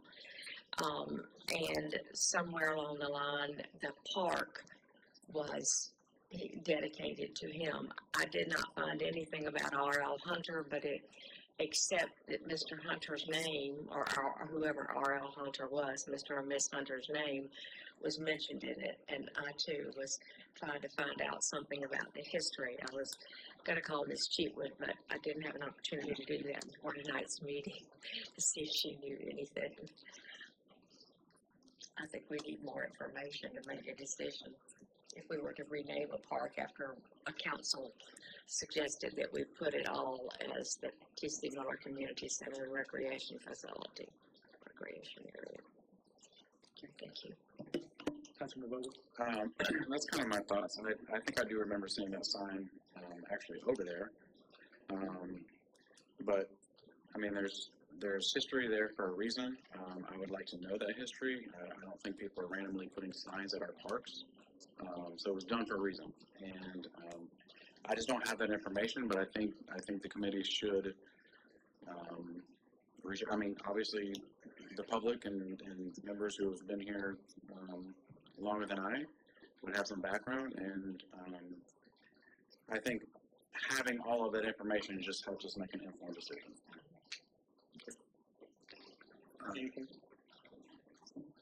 Yeah, I would just say, Mayor, that if Mr. Ronald Flowers is watching us, if maybe he could come speak to us too. He's probably a wealth of information. So when I saw this on the agenda, I saw stuff and I realized we all have busy lives and it's not easy to make all these, but maybe he could be present in the future and enlighten us in some way. That's all I have. Okay.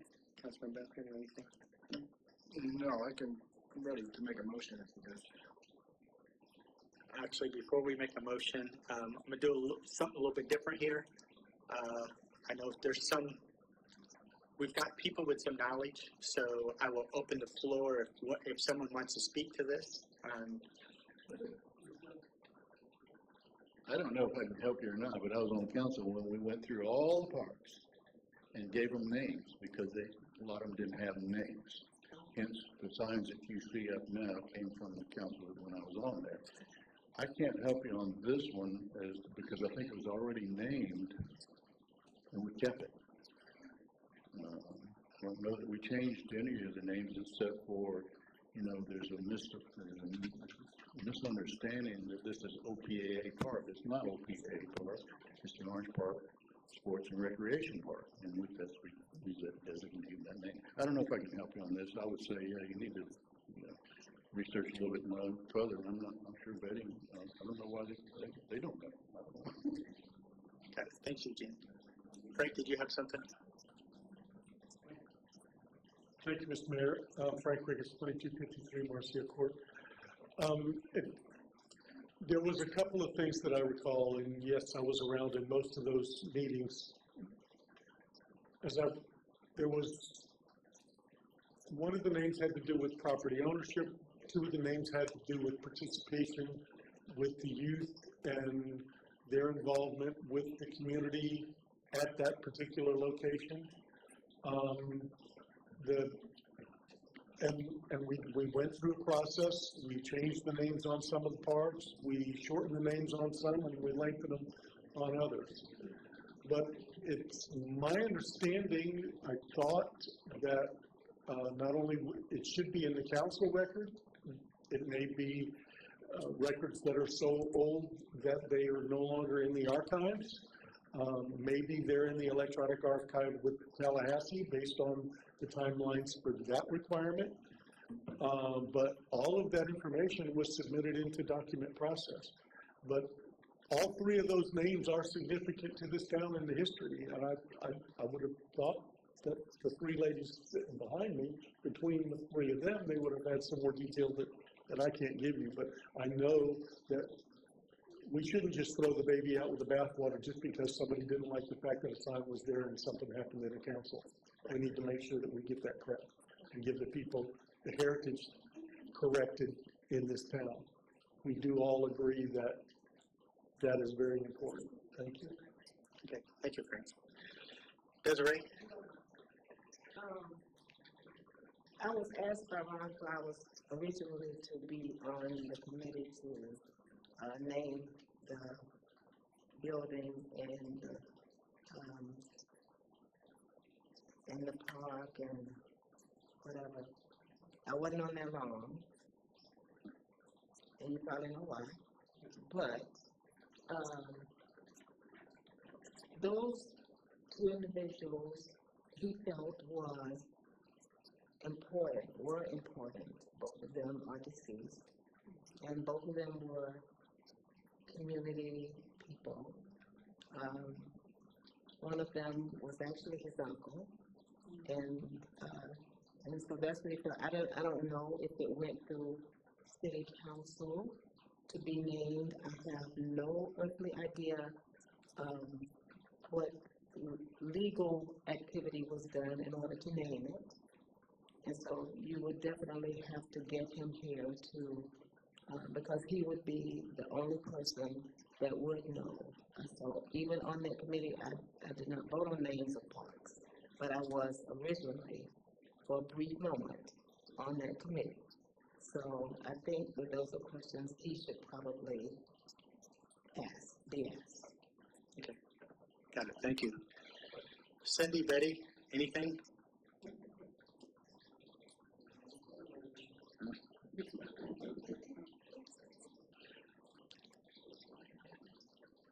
Betty Denman, 1628 Mill Street, Clay County, resident all my life. The name of the park is T.C. Miller. It's on the historical register because I have a copy of it. The historical register sent me a copy of the paperwork. The name of that facility is T.C. Miller. So if it's on the historical register and T.C. Miller, why do we have 50 different signs? Tell me the name of any building in Clay County. We just say Orange Park. Got 3 names on one building. The facility is T.C. Miller. Thank you. Thank you, Betty. I requested it be removed. Anybody else have anything? Okay. Okay, looking for a motion. Mr. Mayor, To I'd give like some to direction here. make a motion to direct the Culture and Recreation Committee to research this further and provide feedback back to the council. I have a motion on the floor. Second. Okay, first and second, any other debate? I see none. Town clerk, poll the council. Councilman Taylor?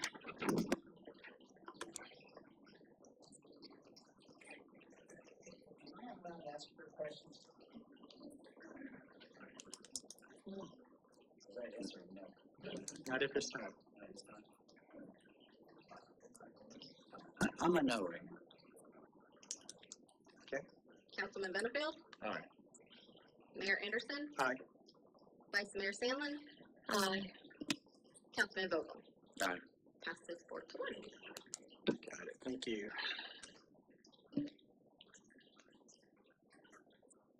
Okay, we're gonna go ahead and move on to 7D, authorization to approve agreement for utilities on a lift station for Reed Street, and I'll turn it over to the town manager for an update. Thank you, Mr. Mayor. This is part of our continuing upgrade of our lift stations throughout town. This is an agreement. The project was sent out to bid.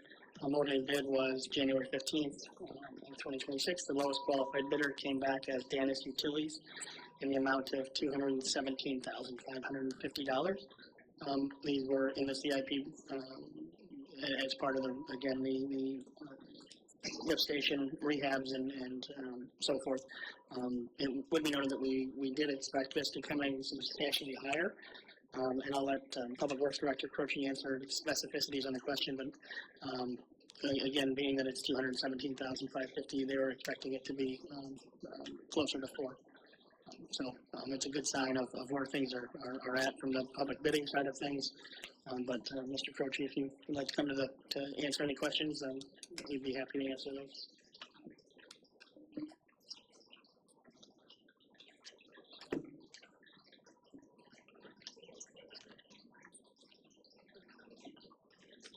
Okay, anybody have any questions for Mr. Croce?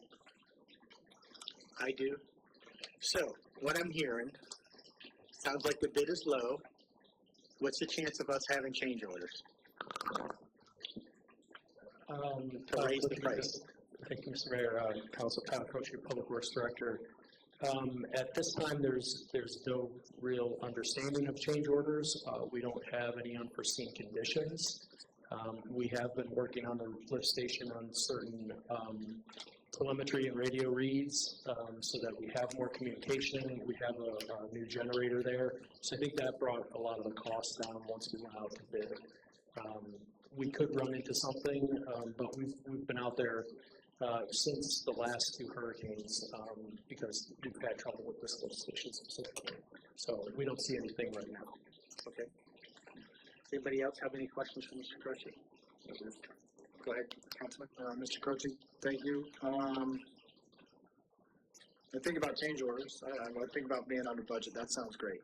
Think about change orders and thinking about what the mayor just said. Any of these bids could potentially present the same change orders for unforeseen circumstances.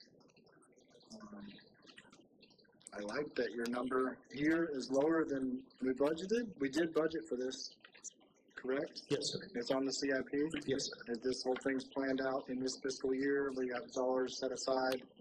Yes, that's correct. I think we started planning in 2023 for this lift station. It was delayed because of the delay in construction at Dogwood Lift Station and then the Windigate. So it's been delayed 2 years. It seems like for once these delays have potentially saved us money. Thank you. Okay.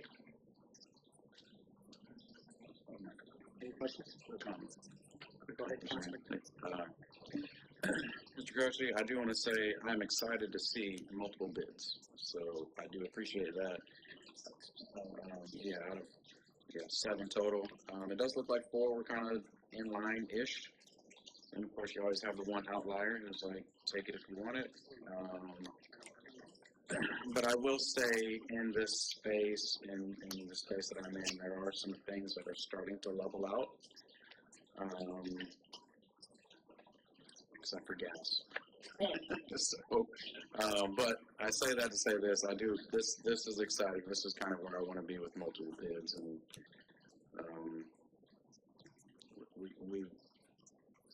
it creates competition is good for us. So thank you for that. Vice Mayor, do you have anything? Yes. No? Okay. Anything else from anyone before? Councilor, poll the council. Actually, excuse me, hold on. Do I have a motion for approval? I'd like to make a motion, Mayor, that we've been authorized for you to sign as mayor an agreement with Dan's Utilities, Inc. in the amount of $217,550 for the construction of Reed Street Lift Station Rehabilitation Project. Okay, I'll I have a second motion that. on the floor. Now I have a second. Any other debate? I see none. Town clerk, hold the council. Vice Mayor Sandlin, Aye. Mayor Anderson, Aye. Councilman Taylor, Aye. Councilman Vogel, Aye. Councilman Benedict. Aye. Passes 5-0. Thank you, Town clerk.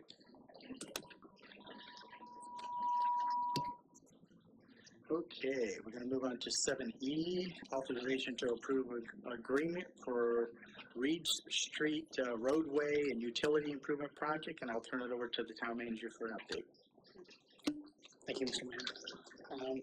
This is, again, a project that was in the CIP, and bids were sent out. This was in a public bid situation. We had 6 total bids for this one as well. It will be noted again that original estimates from the engineering firm were $1.8 million.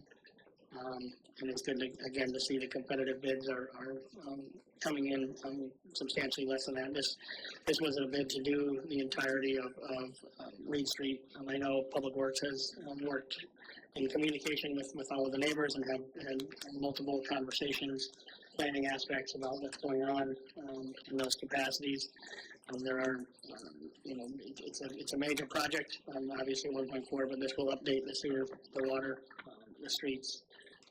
It will widen the street to make it much more drivable, usable, safer all around. Again, it's $1,437,212.23. Like I had said, the original estimate from the engineer was about just under 1.9 million. It's 1,898,589 cents was their original estimate. So, a good sign from that. Major project in that capacity, but Public Works has done good outreach, has had multiple conversations. Mr. Croce again is here to ask or to answer specificities, but the idea would be to award the project to McLean Site Solutions moving forward. But I'll open the floor up for questions for anyone who has them. Got it. Thank you. You have a question for the town manager? Go ahead, Vice Mayor. Well, I don't know if it's for the town manager or for Mr. Croce. I want to state for the public that I met with you and Mr. Croce, Mr. Taylor, and saw the design. It really looks nice. It's going to be a good improvement to our town to clean up the street, and obviously the water main and sewer service lines have to be done, and what we're going to do is do it one time and do it the right way, and it's going to be really nice, I think, according to the plan. I was reassured, as Mr. Taylor said, that Public Works has met with all the businesses and residences on the portion of Reed Street that's being rehabbed. They've gotten their agreement, and I think that from what I was told, the neighbors are pleased. They should be pleased about it from what I saw, and from what it will do for the neighborhood. How long will this project take? It's what, 3 or 4 blocks? 3 blocks, 4 blocks? I'm trying to remember now, and I've driven it. Long blocks. Some of them are kind of long blocks. But how long will this take? Will it be done in phases? Will it be done all at once? What will happen? So, Cal Croce, Public Works Director. So we have a duration of 9 months estimated for the project, but we do want to work with the school that's right there. So we will work with the contractor on directing him to work in certain areas, and then other areas where he could they could work when maybe a school is not during session or off hours. So I think it will take longer than the 9 months. It should be a year or so. Okay. But we do want to make it safe during the construction, especially with the school right there. That was my concern. That, and the church has. I think that that the church still has a daycare across the street, they would have similar issues. And, okay, good, thank you. Mr. Croce, I have a quick question. Can you kind of give, just for the public, I know we have our packets, a scope of work here as far as sidewalks, sewer, water, just give them the scope of work so they understand everything that's going to happen. Sure, yes, Mr. Mayor. So we start with looking at how many breaks we have in the utilities. That's an area that has a significant amount of repairs that are needed in both the water and sanitary sewer. We'll go in and we've lined the actual sanitary sewer line already. So we still need to look at the laterals to the main line from each of the property owners. So that will be improvements for the sanitary. The water main is very old AC pipe, so we'll go in there and we'll replace all the water services, update the water meters, and then reconstruct the roadway. And that's the entirety of Reed Street from McIntosh all the way to the terminus at the lift station, past Milwaukee. I didn't hear you say sidewalk. Yes, when we reconstruct the roadway, we have sidewalks. We're working with the apartment complex as well for additional parking, possibly, and because a lot of the sidewalk on that side actually is on their property. We're working with an easement for that, but they're also excited for a new roadway there as well. Okay, just for the public, the reason I was honing in on sidewalk, we have a lot of kids that walk in that area and there's no sidewalk. There's sections of that street that has no sidewalk. So this is a safety factor here. Very important that we get a sidewalk in place to keep all kids safe. As well as the events that are held, down in that area. There's a lot of people sometimes, we have to close the roadway and work with PD on that because there are so many people walking. Got it. Does anybody else have any questions for the Public Works Director? I do. Go ahead, Council. Mr. Croce, similar question to the last one. This is on the CIP. It's on the schedule. We budgeted 1.9. We think we'll be at 1.4. Yes, sir. That's correct. The project started in 2024. Again, delayed on some of the costs and some of the engineering, and then again some of the access as well to get as many of the construction easements and permanent easements as we can. Kingsley East down a section, was that repaved recently with a sidewalk? The Kingsley section is complete, yes. Okay. But we won't be touching that. But then south of Kingsley. Both south and north on Reed will be. But the real bad pavement is Reed to the creek. Yes. Like that's the really. Yes. Okay, but underneath all of it is bad water and bad sewer. Yes. Yeah. It all needs to be replaced. Okay. Thank you. Any other questions? Okay, got it. Thank you, Tom. Okay, looking for a motion.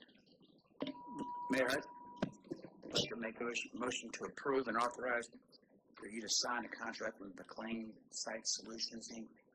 in the amount of $1,437,121.23 for construction of Reed Street Utility and Roadway Project. Okay, I have a motion on the floor. Second. Okay, I have a first and second. Any debate?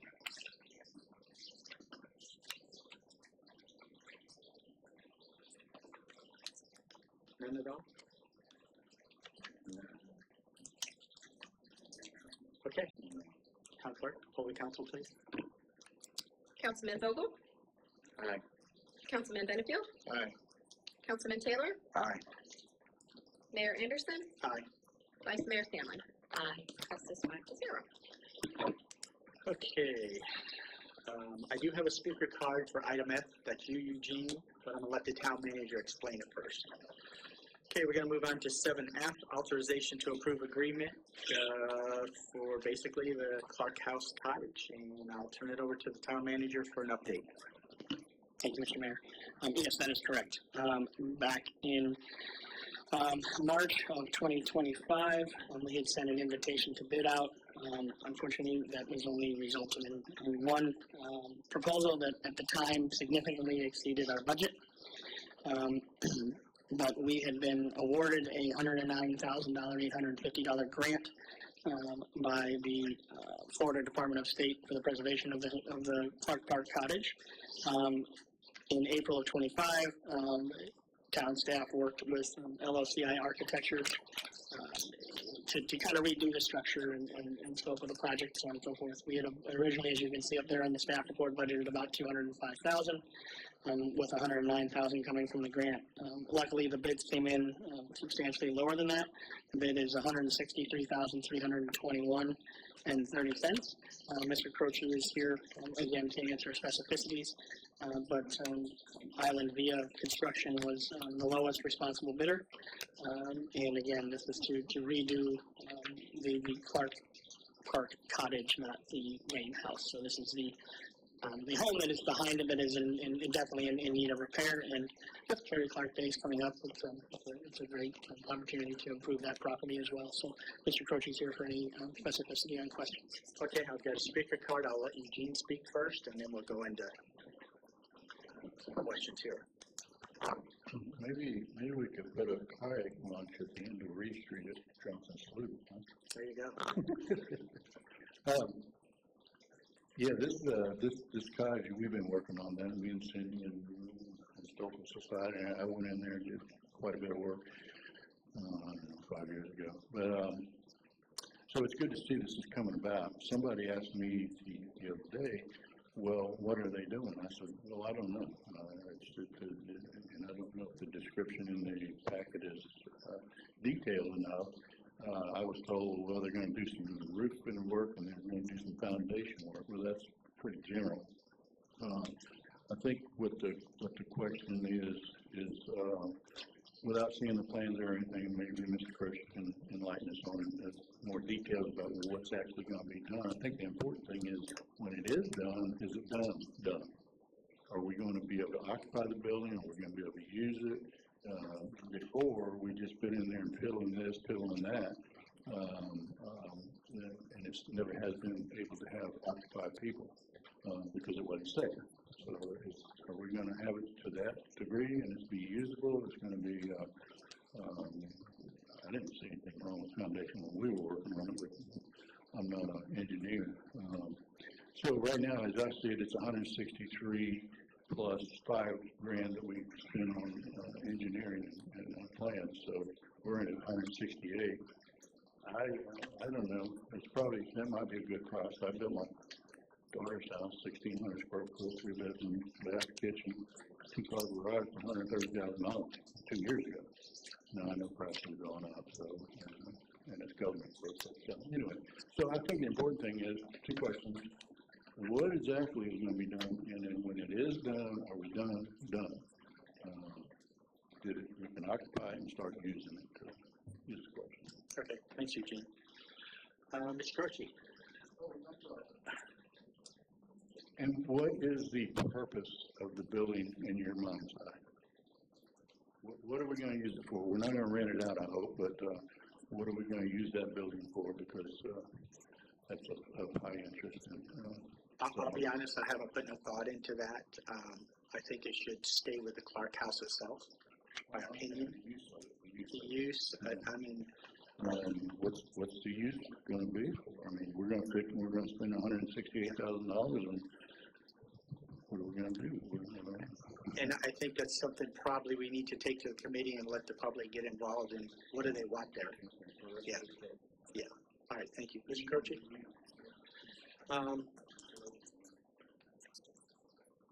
I've got a couple of questions for Mr. Croce. You've heard a couple of questions Eugene had. Is this going to finish the entire project? So we had to de-scope quite a bit because the first round of bids came in quite high. Our goal is to make the cottage usable, and so there is flooring that is included in this, roofing, all of the doorways, a modified kitchen upgrade. Again, we can do some work on the foundation, but a lot of it was de-scoped. I think it would be usable, that's the goal, and we want to utilize that, the budget and the funding and the grant so that we can make those improvements. Okay, my second question was, we were awarded $109,000. But we're looking for the approval for $163,000.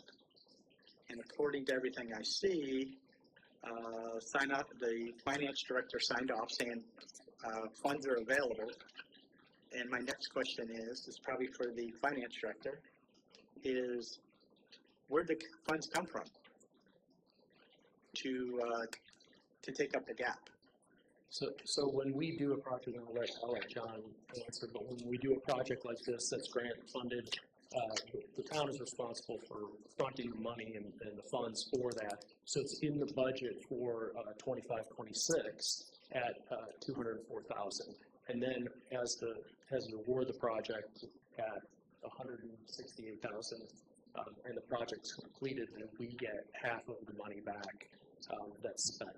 So it's a 50-50 match. That's how it works. Okay. Okay, anybody else have any questions for Mr. Croce? Yes, sir. Vice Mayor? Yes, sir. So you sort of answered my first question about what the contractor will be doing. So he's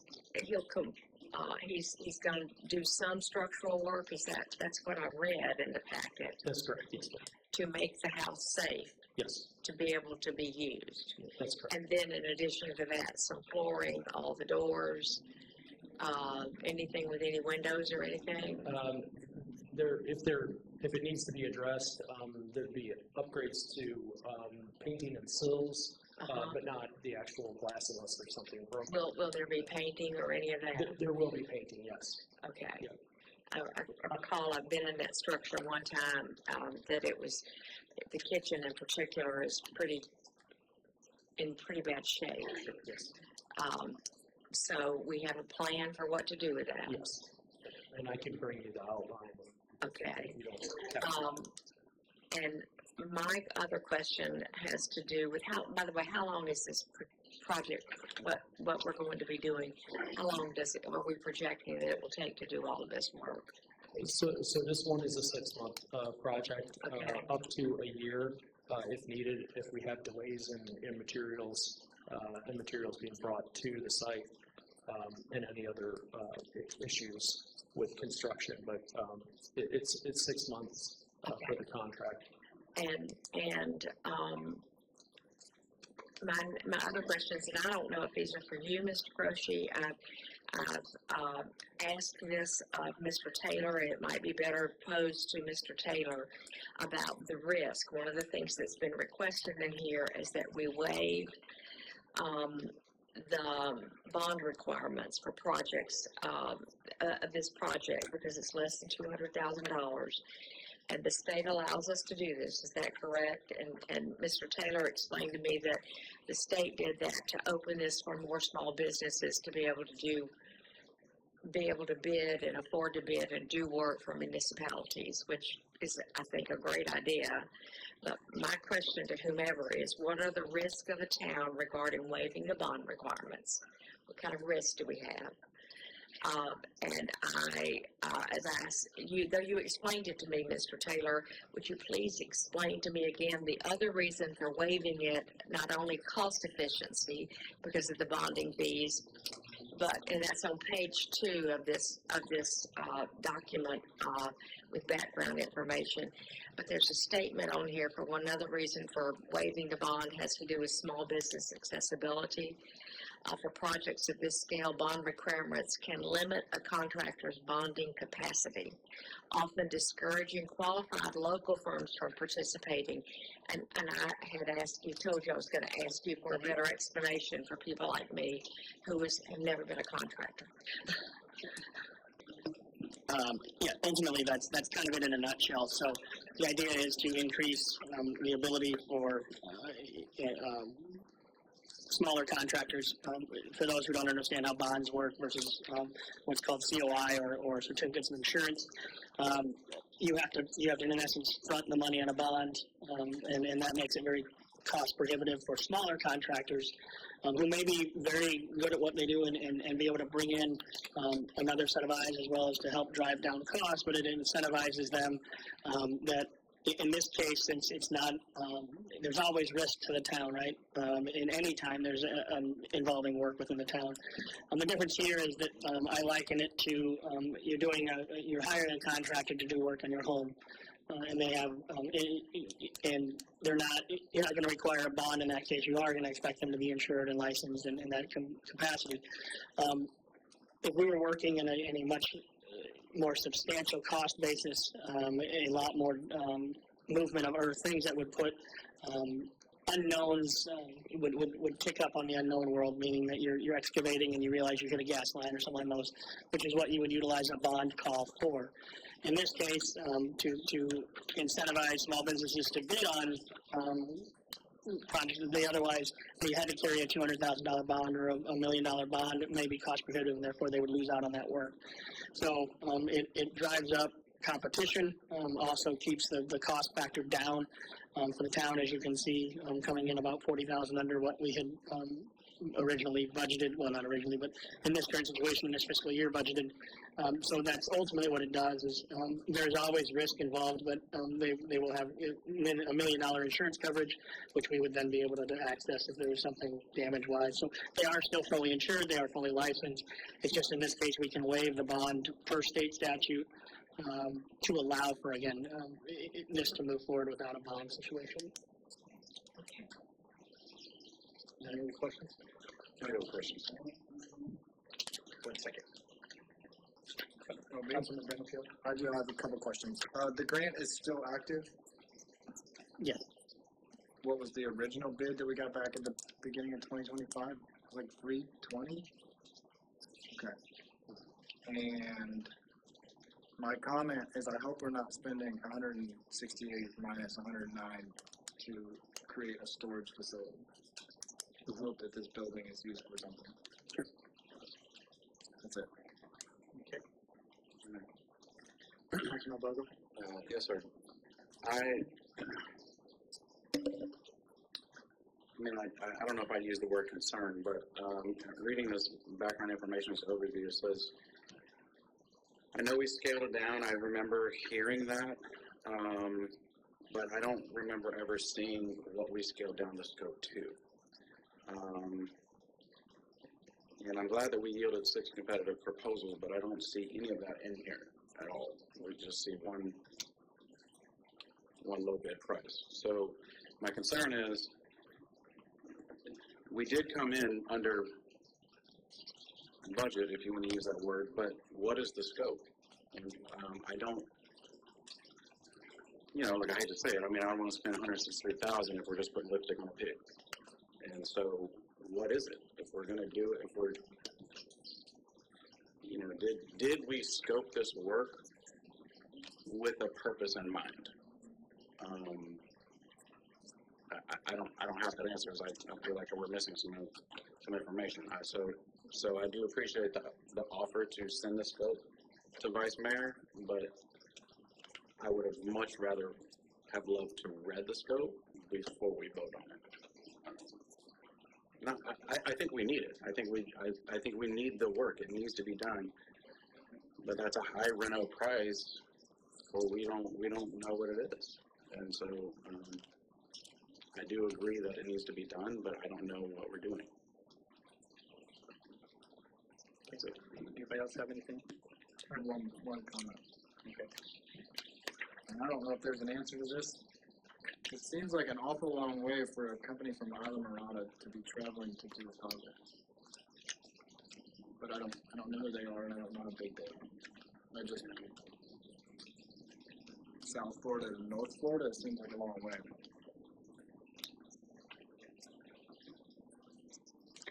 I go the other way. Got it? Okay. Eugene, you had a question? Thank you for allowing me to comment, kind of in my wheelhouse. When you speak of the, Mr. Taylor, when you speak of the insurance, that's not a completion insurance. No, I understand. A bond is for completion. In other words, if he starts a job and doesn't finish it, the Satisfaction. bond finishes the project. Yes. The other thing I would be concerned with, and I agree with Doug, that, I don't, somebody asked me if I'd ever heard of this company. I said, no, I haven't, locally for one thing. But if they can't afford a bond, then I think it's a little bit of a concern. You know, I understand the intent behind trying to get smaller contractors to be able to bid, but it's risky. It's risky. Sure. Because if you don't know the contractor, he doesn't have a track record, if he's coming from the Keys,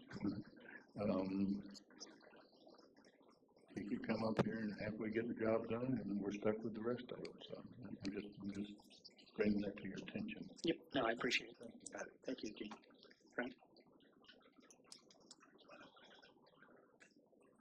Thank you, Mr. Mayor. Frank Briggs, 2253, West Court. I concur with much of the comment and appreciate Mr. Vanderfield's insight. This is a problem. And regardless of the size, if we're talking, there's three things that are problematic in this. Number one, if the contractor can't afford a bond, and typically a bond for this low amount of money is not going to be more than 5 or 8% of the job, period. That's not much money. If he can't afford that, I would walk away right away just because of that. Number one. Number two, if the original job was 300 and what? I think it's like 360. 360. This was years ago. Yeah. That's more concerning. Yeah. If the original job was because we've been talking for 2 hours now about how much costs have gone up in the last 5 years. So how in the hell did it go down? It went down because it was scoped out. What we called in my business value engineering. Short story. St. Luke's Church, built in 2000, was a $2.5 million project originally designed. They valued out $1.3 million, and they paid $4 million to fix the value out over 20 years. That has cost them a lot of money. And I'll tell you, this happens all the time. Short-sightedness to catch a bond or to catch a grant or to catch money that's not all in the hand today for something that we don't know what we're going to do and we don't know what the exact scope of the job is going to be is a real problem. Thank you. Thank you. You promise? Yes. If a contractor can't afford a bond, like I said, it's like a credit card. It's like going and getting a loan from the bank. There's a problem. He doesn't have the ability to get a bond, and that's problematic. I want to get this job done. I want to get this project done, but I think the risk is a little bit more than that. Let's find somebody that can do the job and give us the risk-free. Got it. Thank you, Eugene. I do have a question for the Public Works Director. How many bids did you get on this? We got 6 bids. 6 bids? And I take it we just went with the lowest one? That's correct. So, okay, got it. Thank you.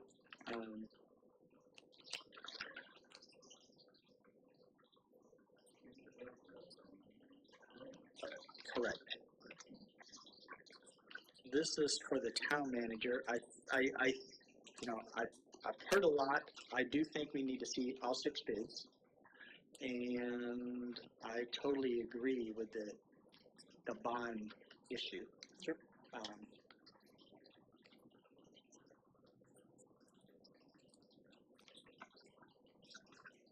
I don't know. I think this is something that it has to be done.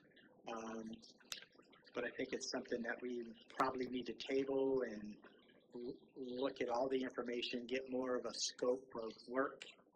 And I understand we need to get it done, but we also need to make sure we're taking care of ourselves. So that's just my thought. I don't know. Anyone else? I have Mr. Mayor, I have a tendency to agree with that. I think I'd like to see the scope of work.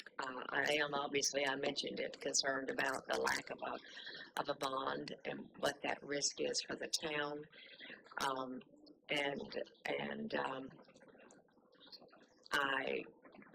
I'm not sure, in order to consider everything, I'd like to see everything. Let me put it that way. Sure.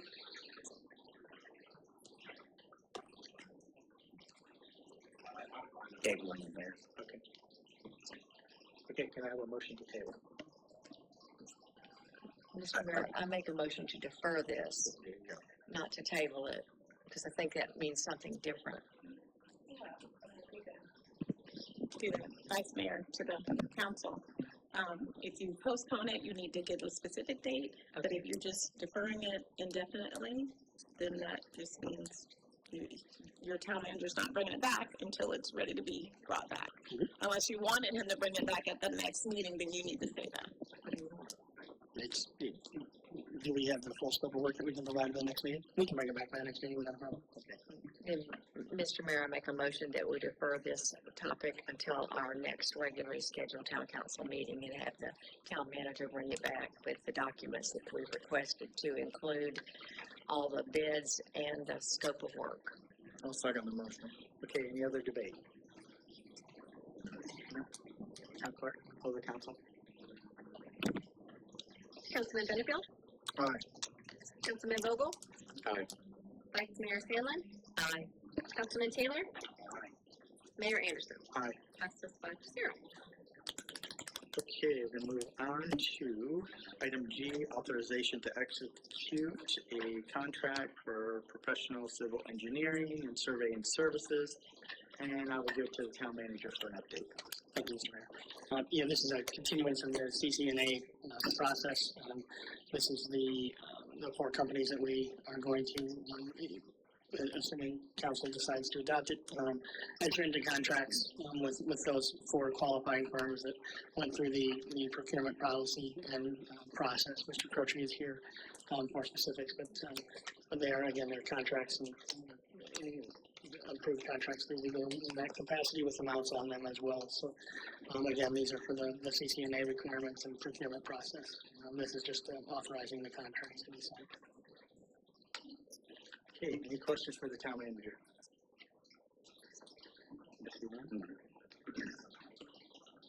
Okay, looking for a motion. Mayor, I'd like to make a motion to move forward with continuing contracts with the 4 firms identified: CPH Consulting, LLC, Jones Edmonds, Kimley, Horn, and J. Collins Engineering Associates. Let me share this mic tonight. Usually when we execute contracts, we put a dollar amount, but I don't see that in the motion. So can you add that to your motion, Councilmember Taylor? Mr. Crochet, do we have a dollar amount on that? Yeah, each contract has a dollar amount.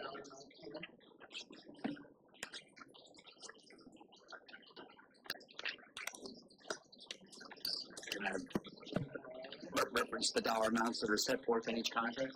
Can I say it like that? I think the reference amount was 300,000 for CPH and 100,000 for the other 3. That's the maximum indebted, sorry.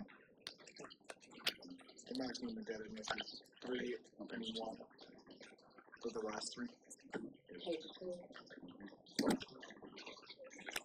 So I'd like to amend my motion then to placing a limit on CPH of 300,000 and for Jones Edmond, Kimley, Horn, and J. Collins for 100,000. I'll second the motion. Okay, I have a first and second on the floor. Any debate? I have a question for clarification. These are 4 continuing contracts with professional engineering, civil engineering, and surveys. Each of these firms has a different expertise. Is that correct?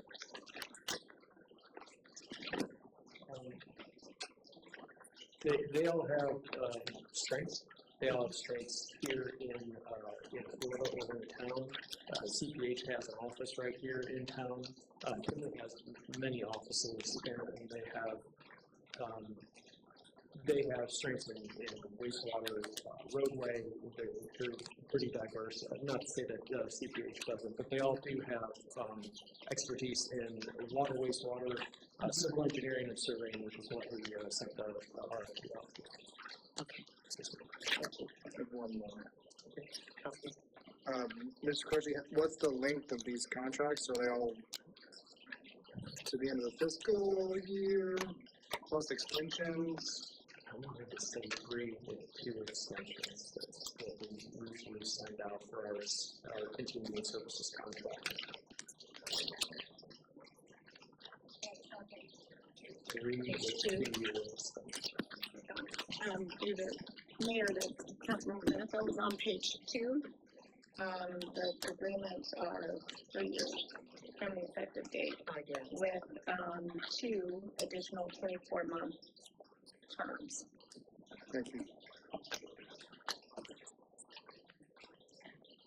Okay, any more questions? No? Okay, I'm looking for a motion. Do we have a motion and a second? Excuse me. Okay, no more debate. Council clerk, call the council. Mayor Anderson? Aye. Vice Mayor Sandlin? Aye. Councilman Benefield? Aye. Councilman Taylor? Aye. Councilman Vogel? Aye. Passes 5-0. Okay.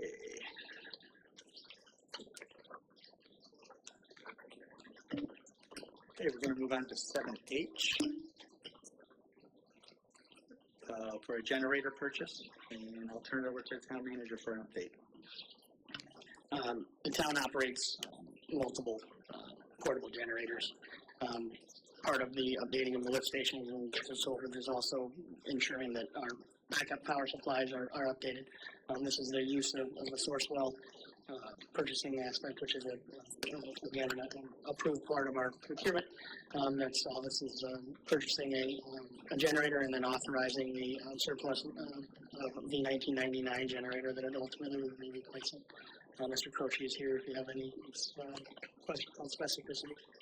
Okay, anybody have any questions for the town manager? Okay. Looking for a motion? I'd like to make a motion, Mayor, to approve the purchase and delivery of a Generac 45 kVA 60 hertz 3-phase, which is important. Portable generator in the amount of $55,200 and surplus approval of a 1999 portable generator G2 serial H1001A/002. Okay, I have a motion on the floor. Second. I have a first and a second. Any debate? Moving on, town clerk, call the council. Vice Mayor Sandlin? Aye. Councilman Vogel? Aye. Councilman Taylor? Aye. Councilman Benefield? Mayor Anderson? Aye. Passes 5-0. Okay, then move on to item I, Ford 150 purchase and vehicle trade-in, and hand it to the town manager for an update. If you remember, we had gone out to RFP for 3 F-150s at the direction of the council back in November. The unfortunate side of that is that the RFP process provided an increase in cost of $4,088 higher than what we had originally allocated. That's kind of the nature of the beast, so to speak. But the other issue was that only one bid was received for the RFP. That complicated it by the fact that they couldn't meet the delivery window and expecting 8 to 10 weeks for the models to come in. This is a request from Public Works to purchase those 3 through Beck Automotive and to authorize the trade-in to try to make up some of that shortfall. Mr. Croce is here if you have questions on specificity. But overall, we'll make up the shortfall fund through, just, again, the operating funds in each department that needs the vehicles. Okay, anybody have any questions for the town manager? I do. I do too. Go ahead, Councilman Benefield. Mr. Taylor, apples to apples, or we're looking at different vehicles that cost more? They're similar trucks. These cost more. Increased inventory, and I believe these 25s or 26s. These are 26s. The previous RFP and requirement was for 25s, but we couldn't allocate, or we couldn't locate the 25s that would have satisfied that. So the increase in cost is related to that. Also, the additional year. Hypothetically, we could have, if we had gone with the piggyback. Hypothetically, those units would have been available. When we attempted to previously purchase them, correct. Correct. That's all I've got. Well, sorry, I got one more. We budgeted for 3 trucks. Correct. We had budgeted approximately $46,000 for each truck. For each truck. We knew we needed to replace them. Now it's going to cost us more. Correct. Thank you. Okay, I just want to put a note there. The original bid was for a 25. This is a newer truck, which is a 26. That's why the increase. Yeah, I just want to get it on the record. Sure. Yes. Okay. Vice Mayor, you had a question? Yes, sir. You said that we will be using, they're going to be trading in the trucks. That's a recommendation. Will they approve, will the dealer give us the price? Tell us when we make the trade, or have they already told us what they're going to give us for each vehicle that we're trading in? They originally told us what they were giving us when we first started investigating. They need to take a look at the vehicles again. It's been 6 months, so they're scheduled to come out this week and next week to take a look at the trade-in and give us a trade-in value. So we're not sure how much of that $2,000 or so difference for each vehicle they're going to reduce for us. Correct. Would the trade-in 6 months ago have made up the difference? The trade-in 6 recall? months ago would have been the amount that they gave, that they quoted us. I know, but would it have made up this $2,000, basically close to $2,000, that we're about $2,000 per vehicle that we're looking at? I think that would have been different too, because those were different. Yeah, it was a 25 versus a 26. So my apologies. I didn't mean to imply that the decision. It was ultimately we weren't able to get what we originally had wanted to get back, which were 325s.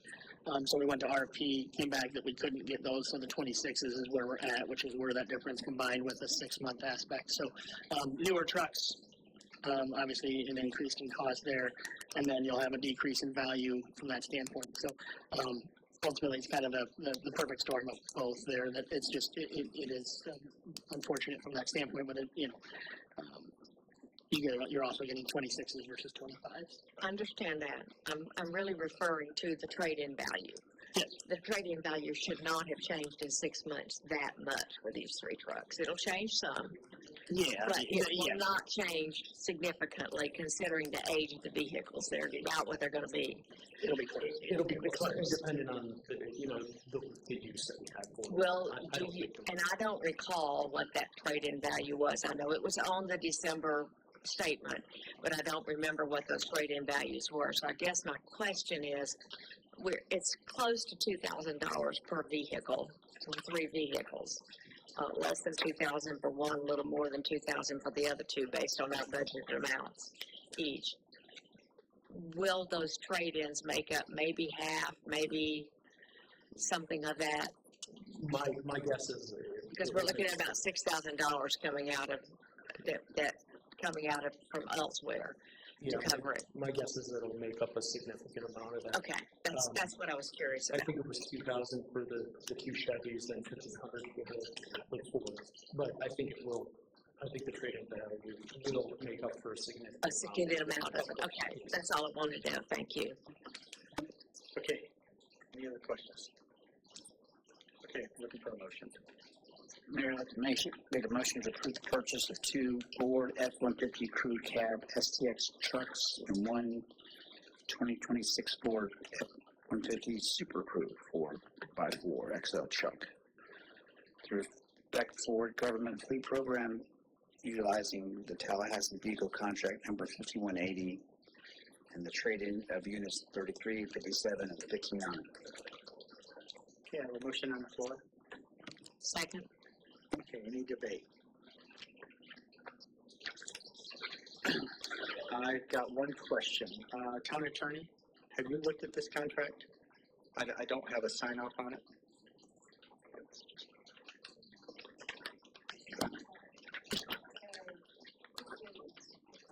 This is the one for the 3 trucks?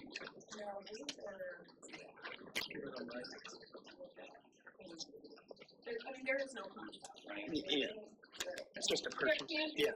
Right, I mean, I'm always going to favor contract, but I think their practice is just to pay the price and we will be okay. So, no.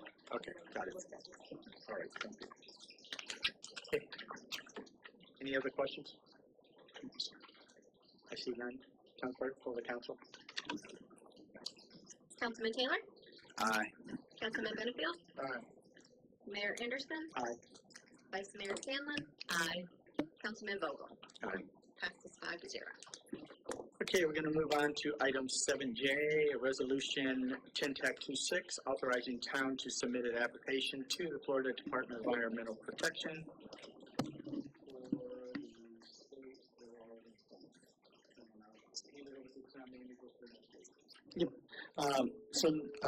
Thank you, Mr. Mayor. Ultimately, what this is, it's a last minute, a late item on our agenda, so we'll have to follow up with some additional item with an ordinance to move forward with that. But what this does is authorize staff to apply and put our name in ultimately to the Florida DEP for access to 0% interest money as well as a 50% repayment requirement. So ultimately, if we have any water or sewer resiliency programs that we were going to do anyway, moving forward, what this does is this allows us access to money at 0% interest through the Florida Department of Environmental Protection, the DEP, due to the appropriations for the Hurricanes Helene and Milton and back from the wildfires. This is just a good access to, if we're going to do the project, this gives us access to that revenue, or that pool of money that we wouldn't have to spend our money, and our money can remain in the bank ultimately, continuing to make interest where applicable. But like I said, there will need to be an ordinance down the line that we would do. It was just a matter of, given the deadline and when we had found the access to the funds, we needed to put a resolution forward so that we could apply for it. And then, again, we'll bring the appropriate ordinance per legal's recommendation in future. But again, this is a good business move. It's accessing very, very low to no cost funds, as well as only having to pay back 50% of what we would need to borrow if we were to utilize it. And Mr. Croce is here. If there's any other specificity related questions, we can answer those as well. Does anybody have any questions for the town manager? Just a comment. I mean, to me, this just looks like a free, interest-free, halfway paid line of credit is really all it is. Which, it's not even real wrong with that, is that correct? That's a very simplified way to say it, yes. Correct. May I ask a question of Ms. Hodges? Okay, this is a resolution to apply for the loan. When we decide, when something comes to us and we're going to spend it, is what we'll have to do an ordinance for?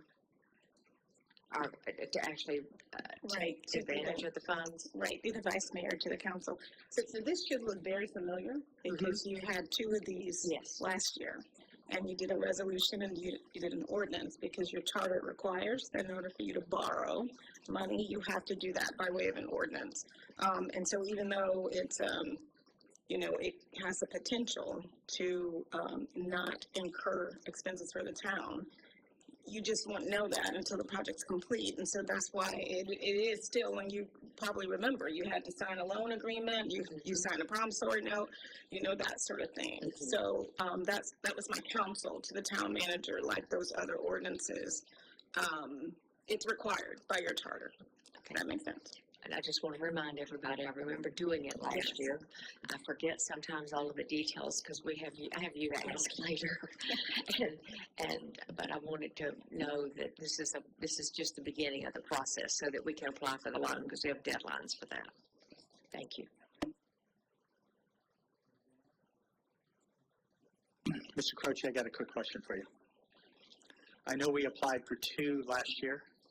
Have they been paid off yet? I believe they have. I have to check with finance on what we had. Okay, Finance Director, if you would step up, please.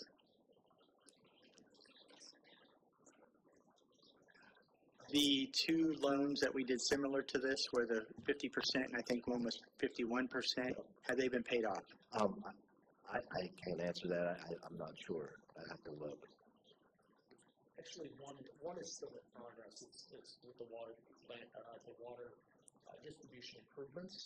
So that's ongoing right now. The other one was for the lead service line, and that was. I know we finished that. We finished the project. We just have to follow up on the Well, and where I'm going with this, free money is great, but it's adding up now. So I'm just making sure, okay, we're going to go ahead and get these paid off before we're actually getting charged with something. Yeah, so the water improvement program, that isn't started until we finish the design. That's part of it. This one, the lead service line was 100% debt forgiveness, actually. So we'll have to follow up on that, but that was basically money for the lead service survey. This one, it includes planning, design, and construction. So they'll give us funding in phases, but the payment isn't due until after the project is done, which includes the construction, lift stations, upgrades to some of the plant, some of the telemetry, and the communications with the lift stations and the plant. So it's a long-term project, and again, we don't have to pay back until we're completed with all of the construction, and at that point it would be 50% and 0% interest. Which I totally get. I'm thinking in the future here, as far as with everything that's going on with taxes, and I just want to make sure we're sitting in a good spot. And I believe with the loan application, we have to have a list of what DEP loans that we're under contract with, so they have a list of that as well. So it'll be listed in the loan application. All right, thank you. Vice Mayor, did you have a question? No, I also think I recall that the process of repayment can be over time, though I know we don't want to do that over time. We want to just pay it and be very careful about that. Okay, any other questions? Looking for a motion. To approve resolution number 1026. Okay, I have a motion on the floor. I have a second. Any other discussion? I just comment for you, Mr. Mayor. I would agree with you. Just track it. Yeah, that's it. It's like getting 0% credit cards and spending, and then all once a bill comes in. You missed it. Yeah. So, okay. Any other debate? Okay. Town Clerk, poll the council. Mayor Anderson? Aye. Vice Mayor Sandlin?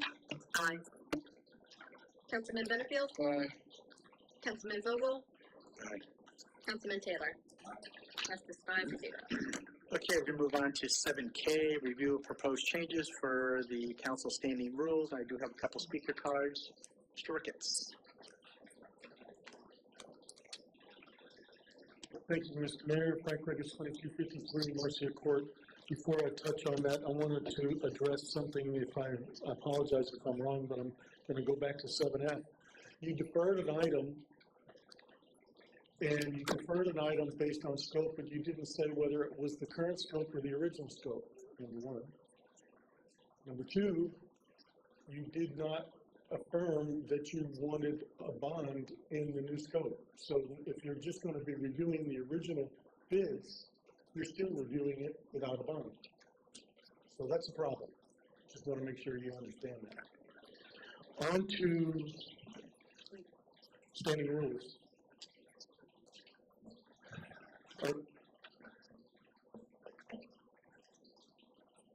First and foremost, I hope, I pray, that you will make it an obligation for the town manager to adopt the state purchasing guidelines. Many of the problems that have been addressed tonight, many of the problems that have been addressed in every meeting I've been in since I've been coming here, is based on our purchasing policy. Because we constantly use shortcuts, or the only person that will respond because our bid process is only going to certain distribution, and we're losing the benefit of the state's guideline for our own protection. Please, please, please consider that. We, especially with what's coming, the state is constantly looking for ways to improve the benefit to us, and we're not using it because it's too hard. We don't want to deal with oversight. We don't want to deal with a fence around the way we spend our money.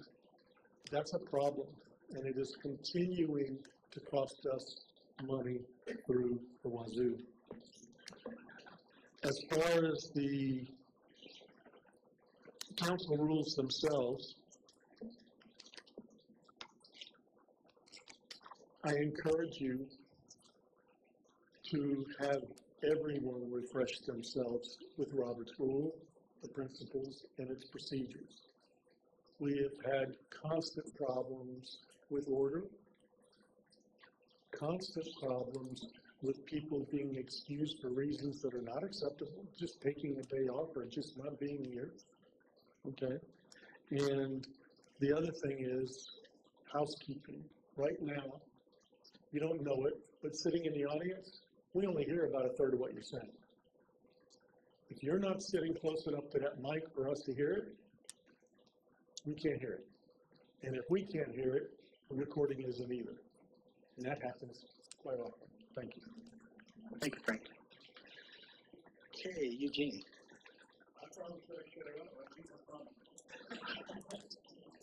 You sure? No, it's not done. There's going to be no, all we're going to do is give a little direction if we have any. Okay.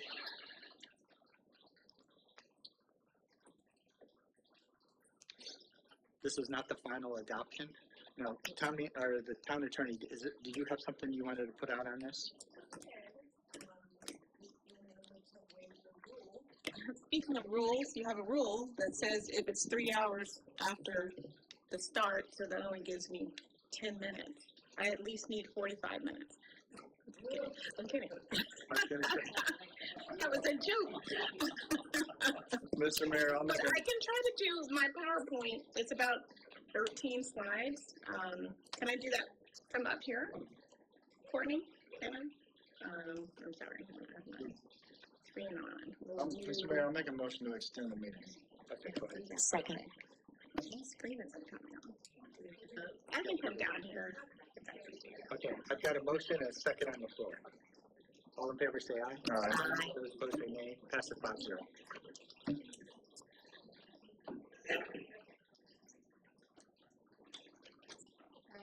Okay, so I'll go really quick here. As we all know, Vice Mayor and Councilmember Benefield and Councilmember Vogel, we have been working on these standing rules for over a year. So we put a lot of work into this document, so it's very important that our public and council members read every single word of these standing rules, because we made a lot of changes. And I've kind of, listed out here the articles that we have. What's in red is what we changed, sorry, I'm going the wrong way, is what we changed. So that's all new. And then what's in black is really some carryover provisions that we had from the standing rules that you originally adopted.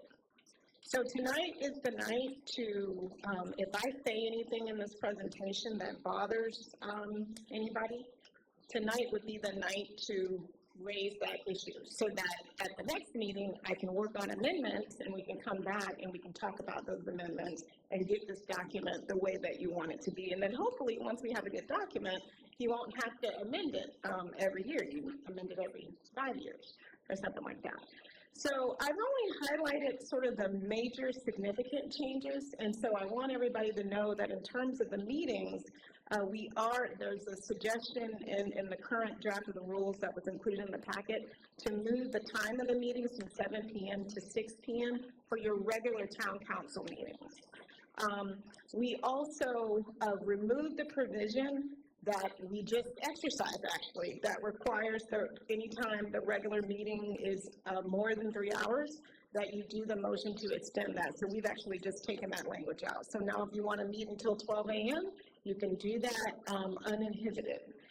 And then there is an open question about your meeting times and your meeting, you meet certain months, you only meet once a month. There's 1 month where you meet the 1st and the 4th. And there's months that 1 month that you take off. But there was an open question when we had our committee meetings where there was consideration or discussion about the September meeting. Right now you have 2 meetings in September, your normal 1st and 3rd Tuesday of the month. But because of the budget and oftentimes that tight time frame, under state law you have until September 30th to approve your budget. And many jurisdictions will approve their budget that 4th Tuesday because that just gives them more time to go through into the budget. And so I've highlighted that. That's something for you to think about and maybe bring back at the next meeting. But there's the consideration of changing your September meeting to 1st and 4th. The con to that is that you're having back-to-back meetings because then you have that first meeting in October, but it would give you more time to do the biggest, most important act that you do as a legislative body, which is adopt your annual budget. The other thing I just want to point out, so in the standing rules, we make it very clear all the types of meetings that you have, your regular meetings, special meetings, emergency meetings, workshop meetings. You've been having a lot of those meetings lately in the past year and a half. You could have a member-to-member meeting where it's just 2 of you meeting. And then we added, town hall meetings. So this is the concept where any one of you as council members can meet with your constituents to just do listening sessions and talk to them about what's going on. So that's expressly now in your town council rules. And then we added our shade meetings, your closed sessions. All of those meetings have been specifically identified. We removed the 12-hour notice requirement for special meetings because it really just doesn't make sense.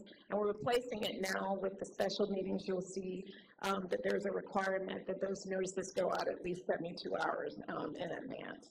All of your regular meetings are to be held in the council chambers, but for all of these other types of meetings, we actually gave you some more flexibility to be able to meet and go where your constituents are. So if you wanted to have a meeting in a library, not your regular meetings, because that's where most of your business is being done, but like a town hall meeting, you could meet in theory at a OPAA, you could meet at a Q. All of you we would have to do is make sure we met the sunshine law requirements for open and accessible meeting place. And then we, really attempted when the committee was going through the standing rules, they wanted to make sure that we were as transparent as possible. And a lot of this stuff, admittedly, Courtney, our amazing town clerk, is already doing. But what we decided was we need to put it in our rules because when you all leave, the benefit of putting something in your ordinance or putting it in the rules is that it's foundational and it will remain. So all of those things that are highlighted in red are things that were not previously in your standing rules, but that we're going to make sure we do moving forward. So we're going to put your notices, not just posting it on the bulletin outside, but putting it on your website. And again, Courtney's already doing this, but it's in your rules so that if she ever leaves, the next person that comes in will always do the same thing. The requirement to put it on social media, the notices for your regular meetings are really 7 days in advance. For special meetings, it's 3 days in advance. getting those notifications out to the media. And then also including on the notices a link to the agenda, and then just making sure that we always have a way to videotape these meetings for the benefit of the public. In terms of the organization, this was a paragraph that was already in your current rules when it came to the election of the mayor and the vice mayor. So we added some provisions here that are really obvious, like that second bullet, the public comment, that's actually required now due to sunshine law, but we put it in your rules so that when you're actually going through those nominations, that we don't forget that we actually need to open those up for public comment. We put some provisions in that tell us, how to do those nominations so that if anybody's getting nominated to be the mayor or the vice mayor, they actually have an opportunity to speak. And then we also provided, this is not currently in your rules, of course, if the mayor's not present, then it defaults to the vice mayor, but we didn't speak to what happens when the vice mayor's not present. And so now, if the vice mayor's not present, then we've already designated who the next member would be that would preside over the meeting, and that would just be the most senior member. With respect to electronic participation for town council members, all of the language was the same, except we added the ability as pre-approved extraordinary circumstances. This is actually a phrase that's legal through Attorney General opinions. But the first three reasons were already in your rules: the military service, illness, unforeseen emergencies. We added the travels due to business or personal reasons. And then we also added a provision that if you don't meet one of these, which are already pre-approved, so all you would need to do is let Courtney know, and there's no need to vote on that. If it's another reason that's not one of these four, then we'd have to take it to a vote that night before that member could electronically participate by electronic means and vote. So with respect to the agendas, right now in your rules, there's actually only like 2 sections that you have. I think it's consent and discussion. Of course, Courtney hasn't been doing that. Like if you look at your agendas, you won't see the actual 2 things that you're supposed to have based on your current rules, but we basically just updated it to match what Courtney's already doing, and then we added one in here, so all of this stuff sort of looks normal. The one that's new there is the strategic discussion and update, so this kind of gives you the ability where instead of coming to the meeting, you're just getting all this information, that you actually can carve out some time in your meetings to have more of a strategic type of discussion when it comes to town matters. The other thing, just running through these bullets really quick, is that there is a deadline for submitting. We just made it a little bit more clear that the deadline for council members and staff for regular meetings is the Thursday immediately following the council meeting. So if these rules were in place today, you would have until this upcoming Thursday to submit your items to make it on the town council agenda. We also made it mandatory because we didn't actually have this before, and I think over the past year you've kind of seen this where sometimes the finance director may not review things or sometimes I don't review things, and so we say in your rules that it's required for any agreements or ordinances that the town manager, the finance director, and the town attorney reviews that before it's placed on your agenda, and then that way you're reviewing things that's been vetted by your professional staff, so to speak. We do permit, like with anything, if you miss the deadline, but it's an emergency, we would allow you to add things on. And then this was an issue for some of the town members, town council members in the past, where they may have said, hey, I want to have this item on the agenda, and then it never made it to the agenda, and then there was never follow-up, and you never heard anything about it. And so we've actually wrote into the rules that if for whatever reason you request to have an item on the agenda and you don't see it on the agenda, the town manager does have some discretion there working with the mayor to make, just because of volume. If there are 50 things on the agenda, then clearly some of those things need to be bumped to the next meeting. But we do state that the town manager has to notify the town council members so that they know what town council meeting to expect their agenda item on. And then with respect to the delivery of the agenda materials, several of the members when we were working through this really wanted more time, because a lot of times, and probably the public feels this way too, your packets are like 300 pages, and they only come out like on the Friday or the Thursday, and that's with the weekend, not a whole lot of time to review that material. So the members wanted more time, so 7 business days in advance to receive the meeting agenda and the materials that go along with it. For all other meetings that are not your regular meetings, special meetings and things like that, you'd have you get that materials 3 days in advance. And this is the same for the public. Everybody just gets it, it's posted, it's online 3 days in advance if it's another type of meeting. And then with respect to the town council member comments, the only thing we really added here was there was a restriction that really kind of said you can't talk if it's a prior item that you had already taken action on, or you could only talk about announcements. And so that was a restriction that you placed on yourselves. We basically lifted that and said, look, you have 5 minutes at the end of the meeting. You're an elected official. You can talk about whatever you want.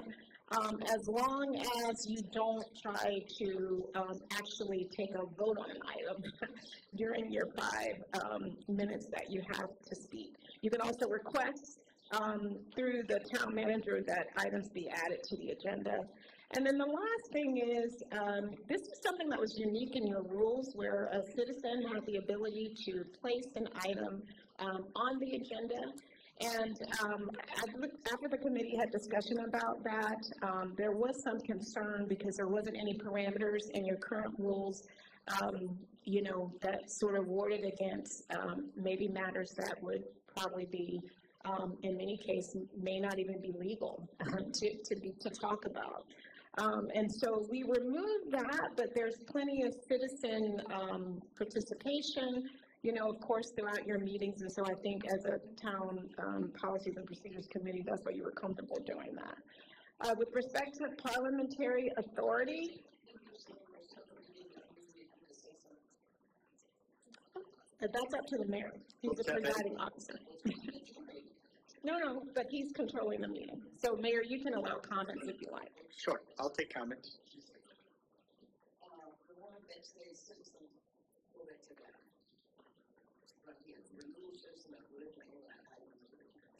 If it's something that you want to bring before the town council, I did that one time, where I made your picture right there and submitted to the courtroom, and then she took care of it and was placed on the agenda. So are you removing that?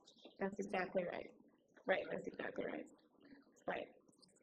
Now, through the mayor to the audience, of course, you have your non-agenda items, right? So you have, it's still 3 minutes for non-agenda. And so that may be, you know, I mean, this is all policy. This is not legal, it's a policy. You can keep it in if you want to keep it in. You can take it out. The committee's recommendation was to take it out. That's not standard. That is something that was unique to the town of Orange Park. You're not going to see that, and certainly not going to see that at the commission meetings. But that's the council's call. They can keep it in if they like, or right now the recommendation is to remove it because there are so many other places with public comment on the agenda that the citizens have to weigh in. Frank, you had a question? Yeah, Mr. Mayor, with all due respect, if that policy was in place in the past, I would not have been able to prevent and turn around Ocean 12. I would have not been able to stop the council from selling the water department for less than a third of what it was worth. And I've not gotten an agenda item on so that I could work the process to educate everybody and the public as to what was happening. That goes away. And if that's going away, so am I. Go ahead, sir. Is it possibility that the citizen just reach out to a councilman to bring forth the agenda on behalf of the citizen? Yeah. Excuse me for jumping in, that possibility is existing. However, most people don't have the detail to carry the capacity of the argument to the forefront. And if the council person that you're approaching has no acumen or desire for it, and only placates you, they're not going to deliver the value or the intent of the topic. And that happens all the time. Forgive me. Oh, Ma'am?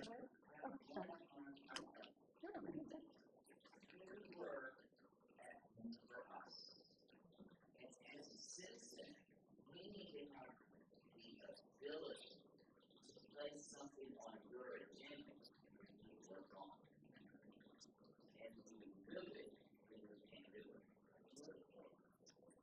Right, so, through the chair, let me just, say that, we added language in the portion of the rules that talk about citizens being able to present, electronic presentations. So right now, today, any citizen can come to you, for the 3 minutes. You can increase that to 5 minutes, 10 minutes, it doesn't matter. Non-agenda items, go hand Courtney a PowerPoint, handout, exhibits, all of that can happen today in your non-agenda items, okay? And then after that presentation of 5 minutes, 10 minutes, whatever you want that to be, right now it's 3, then you would follow up on that information that they're providing you. That was one of the other places we'll get to it that we added, this ability of citizens to actually do a formal presentation, have a PowerPoint, have handouts. So the substance is the same. But that's a policy call, totally up to the council to keep it in or take it out.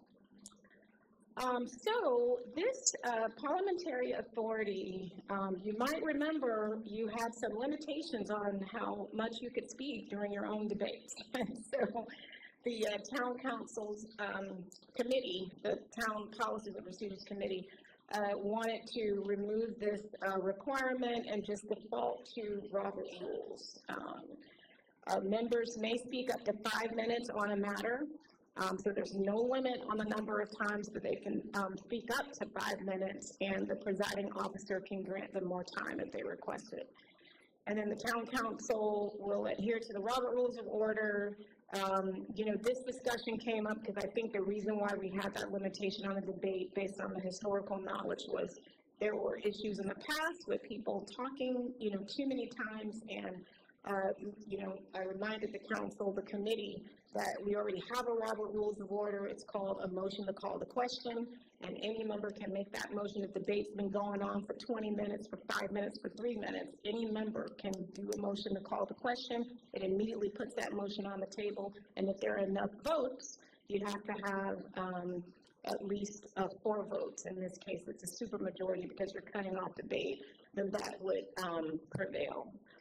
So, and then the last one is town council may discuss matters informally before presiding officer calls for a motion. Right now, in order for you to do that informally, you have to waive your rules to be able to do that.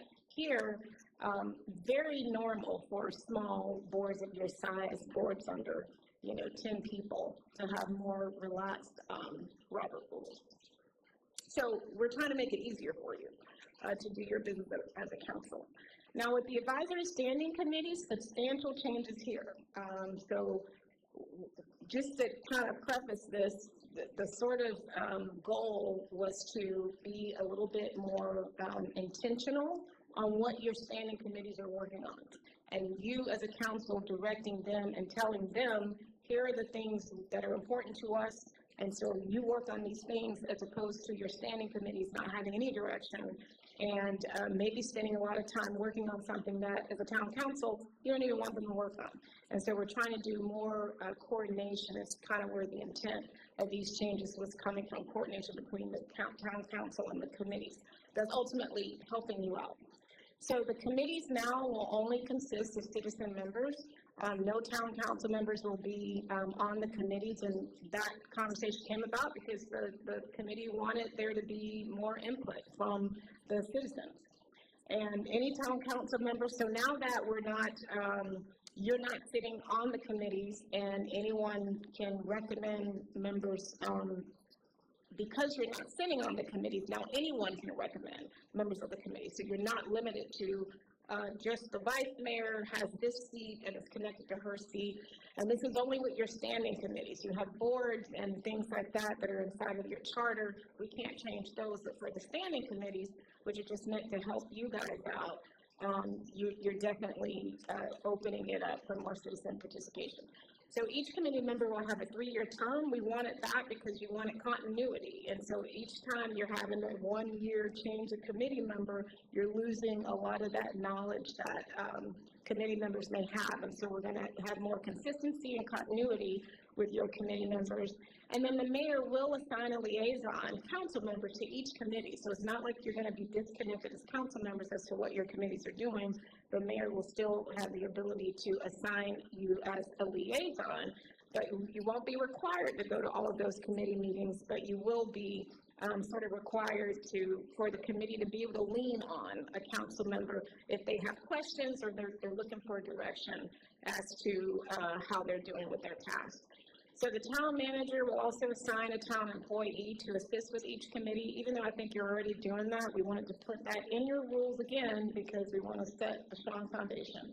The town clerk will work with committee chairs to prepare the agenda. That was something that in the past with some of these committees, that we just wanted to make that clear in the rules, that whoever is the presiding officer, whether it's the town council or the committees, that the clerk or the staff should be working with the chair who's guiding those committee meetings and preparing the agenda to make sure they're on the same page.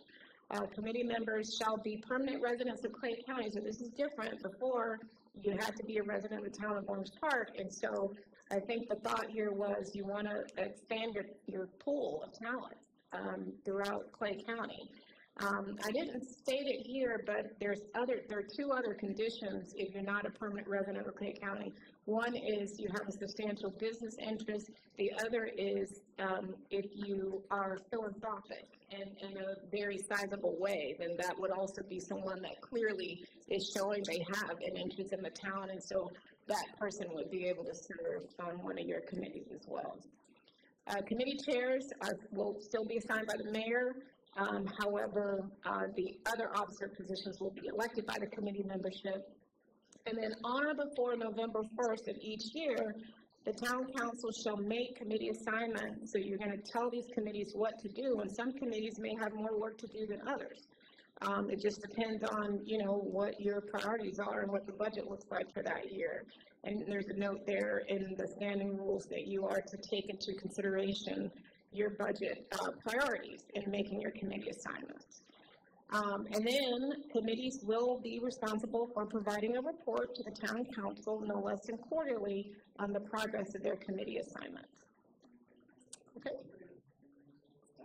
Can we go back to 7, please? Sure. I'm curious, why does the council no longer wish to participate in the committee?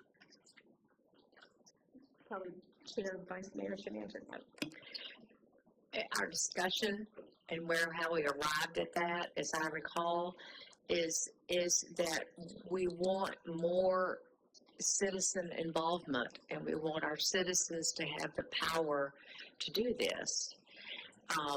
And to provide that involvement. It isn't that that council members don't want to be involved. That's why we created the liaison position, to be there for that, but not necessarily be the active chairperson of a committee. So who's going to decide what the committee is going to pursue? The council.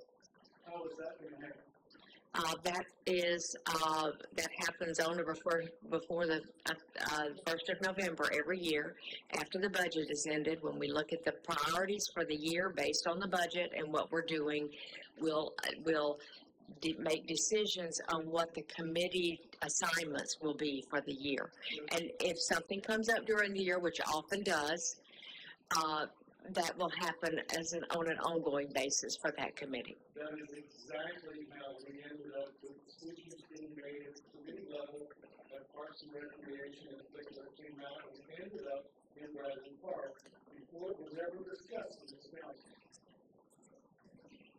And momentum had been created, and even decisions, I wish George Bush was still here, decisions were made on the location of the parking lot with nobody on the council being directly involved in that process, because the committee that had no authority had an agenda and an initiative based on Parks and Recreation. That happened. I think before any money could be spent, the council had to approve it and could have made changes if they didn't like it. Not if anybody wasn't aware of the committee activity. Can I say one thing? Okay. Now, And that's how that happened. it's my understanding, all the agendas for the committee meeting, I don't know what happened then. But the members, the committee meetings, the board, everything that meets, the agendas are published in advance of that meeting and the packets are published. Is that correct? That is part of our requirement, I think, under the Sunshine Law, because those committees are subject to the Sunshine Law. I did that. But the initiative still took hold, tied the committee without the direction of the council. But that's what we're trying to say, is the council, and as Ms. Hodges has already stated, the council makes the decision as to what topics the committee will be discussing. They're not given authority to discuss topics that have not been assigned to them. Right. And in addition to. Yes, sir? Oh, okay. Okay. And it may help through the mayor to the audience. So we've got like a system here. So you've got a town manager who's going to committee meetings. You've got a town employee. You've got the committees that are only working on what the town council's telling them. And then you have the liaison. So here, the liaison, the town council, the mayor, will assign a town council member liaison. So they're not a voting member, but they are supposed to be going to the committee meetings. They don't have to go. But certainly as a liaison, I mean, that you're there Stay because involved. you're trying to, you're making sure that you're actually trying to resolve the issue that you just mentioned. So, okay, so hopefully that answers that question. There's a question. Ms. Hodges, I got it. I'm sorry. Melissa?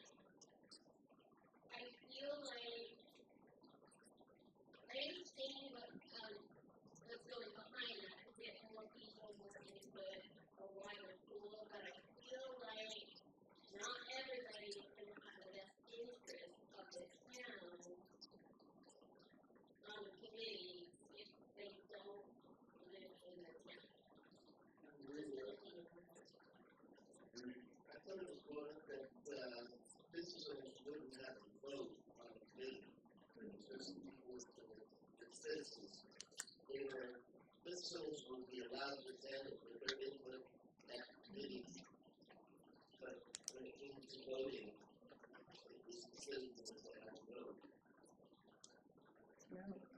Yeah, do the job. And that might be, but hopefully somebody's taking notes, or I'll go back and take my own notes after we read this. But we can certainly look at that. But the way that it's set up now, like I said, I'm missing one. So it's permanent residents. And so, of course, permanent residents of Clay County would include people in the town. They could, nothing would stop the town council from recommending still nothing but Orange Park. You just wouldn't be required to do that. Or having maintaining a substantial business interest, or having that philanthropic, significant philanthropy with respect to the town. So it's any one of those three in that category could be someone eligible to serve as a committee member. I've got a quick question. I know where you're going with this. What prevents 5 residents from Keystone being on this committee making the recommendations? You do, right? Because everybody that is But you're appointed. saying anybody can apply. Yeah, so let's be clear, just be very clear. In order for anybody to become a member, you would have to vote on it No, I as a understand. town council member, right? So you can prevent, you get to totally decide who is on these committees, because you're voting on them. Right, I understand that. Right. Correct. That's where I'm going with this. Right over here. Got a question.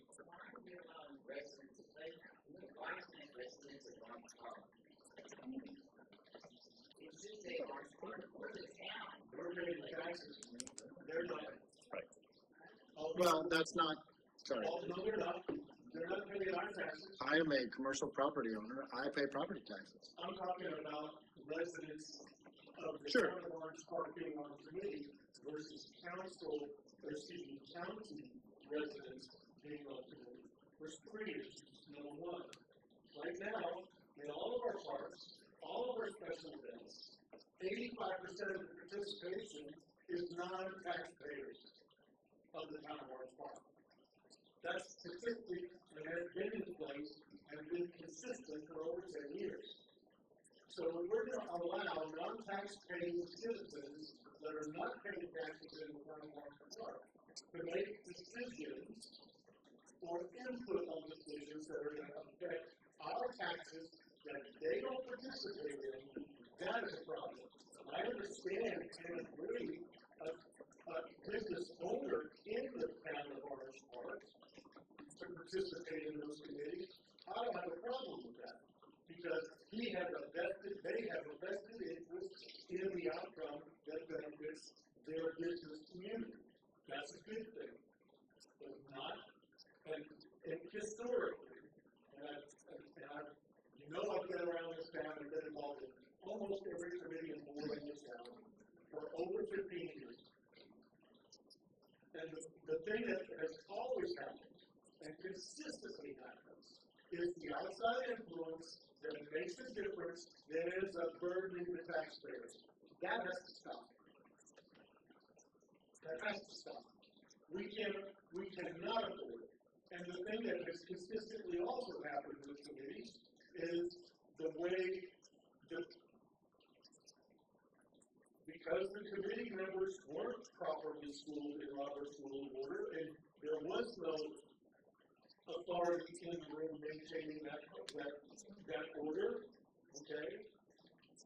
Then if a person that didn't have the stones to stand up and speak their piece, or wasn't afraid to speak their piece because of the others in the room, all kinds of things happen in that diminished capacity of reality for the citizens. That's not a good thing. And either we figure out how to attract people to come not only to the committees, but to come to this room. Here we are, okay? And in history, except for the last 3 years, 5 or 6 people were the only people in the room. And 90% of the people in the committee didn't come to the council meetings. That should be a requirement, by the way. If you're going to participate in the committee, you need to be in this room. Desiree, you had your hand up.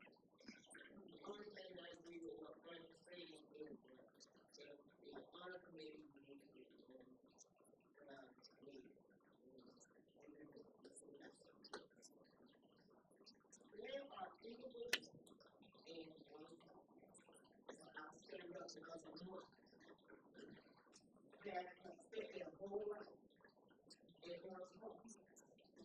Orange Park is not that large, it's gotten small. Because of the time of the state of moved into it. And they thought that simple way was good. And they tried to change Orange Park into New York and all these other places. A few people have been in here all their lives. I have been in here all my life, but my home, one of my homes is in Philadelphia. I think there needs to be a point system to where if they're on a committee, it's based on a consequence, not just do they live in Orange Park. Because it's some simple-minded people in Orange Park too.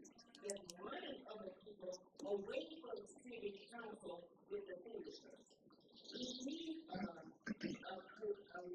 collective attitude from a collective amount of people who have their interests. I love Orange Park. Love it.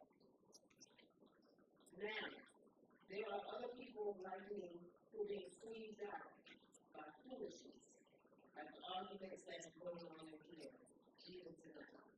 It needs to be considered. This needs to be considered, and it needs to be some guidelines between. It needs to be. Because the younger generation ain't interested in city council. They don't go back behind our city council. So we have got to from the knowledge and wisdom of people who have spent a lot of time here. And we have not moved out of home, but may have had to or did just move down the street. If they moved around, when I moved to Hibernia, it was Hibernia, but it was a part of Orange Park. Since I moved out there, the zip code changed to 32003. So there's a lot of things to be considered when you're making these decisions. All other decisions are made based on selfish determination. So you need to consider these things. And I know people may not agree with it, that's how I feel. So that can be made to happen. But there are people that don't always want it. And I want it. This is not a rebuttal, and I guess that's a perfect example. She owns property in the town, but she lives in Fleming Island. So, in my eyes, if she owns property in the town for a business, she should be able to get on this committee. No, I agree. Business / she's got some rentals. She has interest in what's going on. Correct. As I said, and I will continue, business owners in the town limits, yes. So, Citizens that aren't business owners in the town, that don't have property in the town, that don't have tax vested interest in the town, no. That's simple. Now, there's nothing to stop their participation, but somebody has to protect the taxpayers, okay? Somebody has to. no, I agree. I agree totally with you. All right, so we need to make a note Yes. about that one point for sure. Okay, and I think there was another, the removing the agenda items, so just, we need to take notes.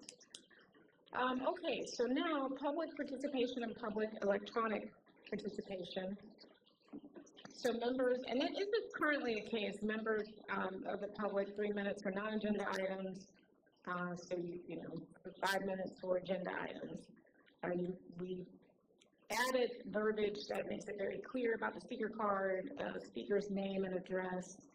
We actually added language that you don't have to state your address on the record, but you should put it on the speaker card so that we have a record of that. And then there are some other statutory things that we added to the speaker card. And this is what I was referring to earlier, so members presenting. So if you wanted to come here during your 3 minutes for non-agenda item, give a nice presentation, you can totally do that. But if you have any copies that you want to hand out, and Courtney specifically, raised this concern, a lot of times people are coming to her at the last minute, handing her copies, and so we were just trying to bring some order to, if you want to do a presentation, to come with your copies, because she's too busy doing all these other things, and so she may not have time to make those copies. And if you want to do electronic presentation, you got to get that to her in enough time, so that's why we added. And then we, of course, this is a legalese in me, there's no guarantee if our system isn't working, you can't sue us, but we will try to get your presentation up and running if our system is working properly. And then the public participation, you now will have the same rights that town council members have in terms of extraordinary circumstances. We also have some really good language in, I think it was Councilmember Vogel, who really wanted to make sure that your meetings permitted for as much public participation electronically as possible. So we were looking into, or Courtney did some research into, maybe this capability of virtual participation, allowing, because some jurisdictions are still doing that since COVID. I mean, they still have that in place, and so members of the public can dial in and they can speak virtually. It's not a problem. And then members may submit written public comments, so you can email comments to the town clerk as long as you do it by 3 p.m. of the day immediately preceding the town council meeting. So again, most of this stuff was really trying to give members of the public more opportunities to participate during the meeting. And then, so with respect to the town council, although when the gentleman Mr. Rickett talked about the training of the committee members. That really is something we probably should add to this document, because I have witnessed firsthand what happens, not in this town, but in other governmental entities when committees do not know anything about Robert rules, and it can go fast, off track very fast. So here is, the focus is the town council and their orientation and their training, and so we have express provisions in your standing rules that require anytime we have a new town council member, somebody that's just getting reelected or appointed to office, that the town manager, in consultation with the town attorney, shall provide orientation training on operational things, not just sunshine law, ethics, and public records, but the annual budget, the capital program budget. If you don't have that experience in government, you won't know any of the rules as it relates to how city council governments work. Collective bargaining, that's another topic that is so unique to government, and so we identified as a committee that there definitely needs to be training on that, quasi-judicial proceedings on land use and zoning. Town organizational chart, the relationship between the town council and the town manager and the town staff, and how that should be working. That is also topics that new town council members need to be trained on. And then the town charter, because that's our Bible when it comes to, what we can do, and everything has to be consistent with that. Town council annual training. So that first one was really just about new, council members coming on, but then annually the entire body will receive training on parliamentary procedures, or this open records, public records, open meeting laws, ethics, and financial disclosures. And then in the same section article, there's this requirement that the town council has a strategic plan. So these are the last three articles. With respect to the minutes and the town clerk, we added some language in there that the town clerk shall promptly record minutes within 72 hours, which is really the legal standard in terms of getting minutes for any public meeting under 286 of the Florida statutes. And then the town clerk prepares an agenda in consultation with the town manager and mayor. I mentioned this earlier. And the agenda must be provided at least 7 days in advance. Article 12 is new. That's quasi-judicial proceedings. So like when you have a zoning or something like that, we put in some language there that really tracks what that agenda needs to look like in terms of the staff presents, the applicant presents, those types of dictates. And then lastly, Article 13.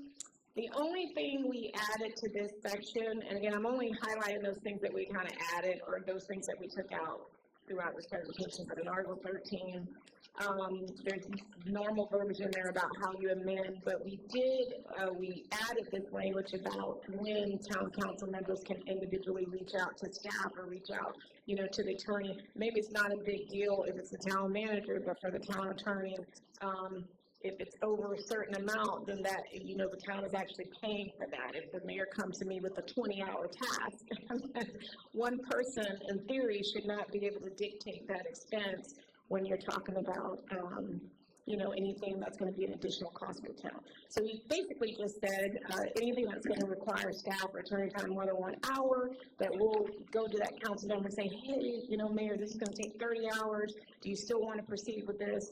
And if he says yes, then we're going to bring that back to the town council so that as a town council, they can make a decision. Do they want to spend 30 hours of additional staff time and resources answering those questions?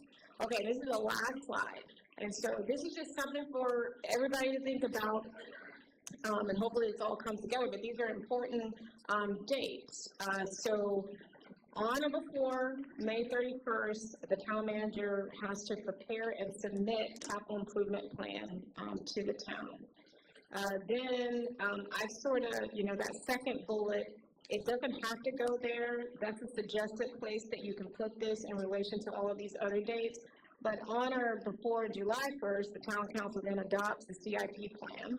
And then on or before August 1st, the town manager must submit the proposed annual budget.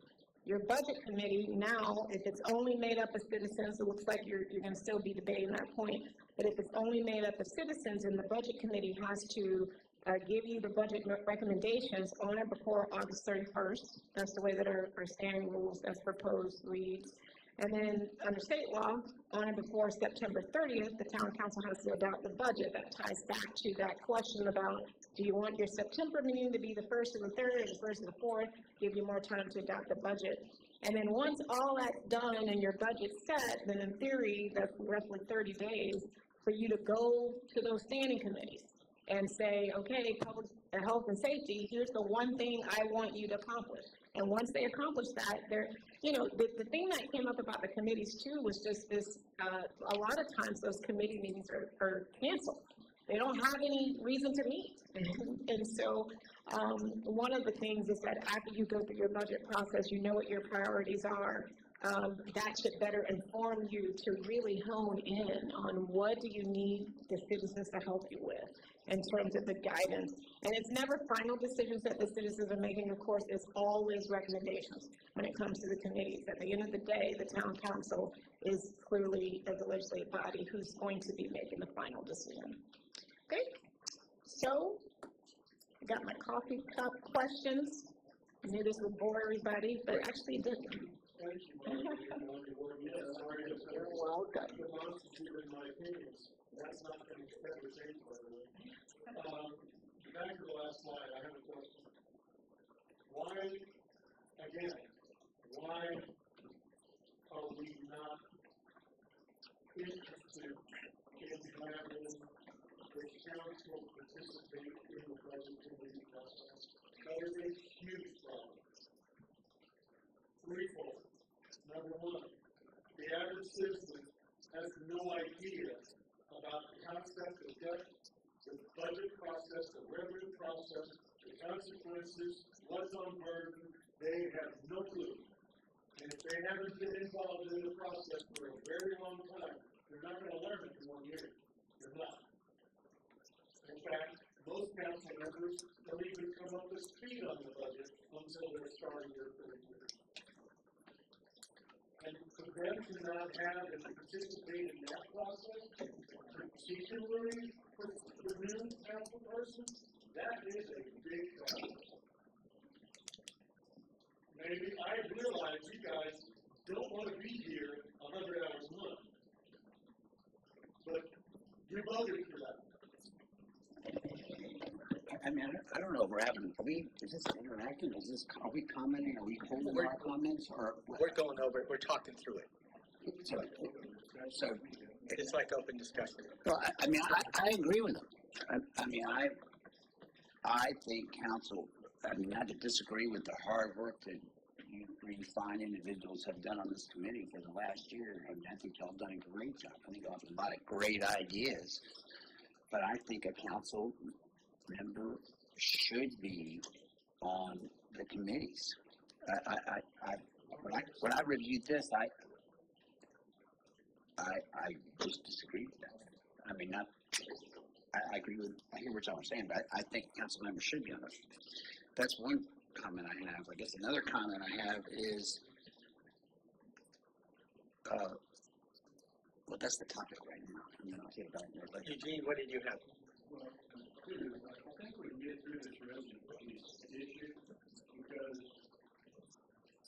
in order to vote, you gotta be ready. It should be the same thing. In order to, you think that, you know, if you got a business here, that's something you should be able to participate in. You can't do it. I had a business here for 30 years before, but I lived out of town, so I couldn't commit to taxation without representation because I didn't have a say so. But as far as, and I'm the one that kind of recommended, I'm like, disagree, and agree.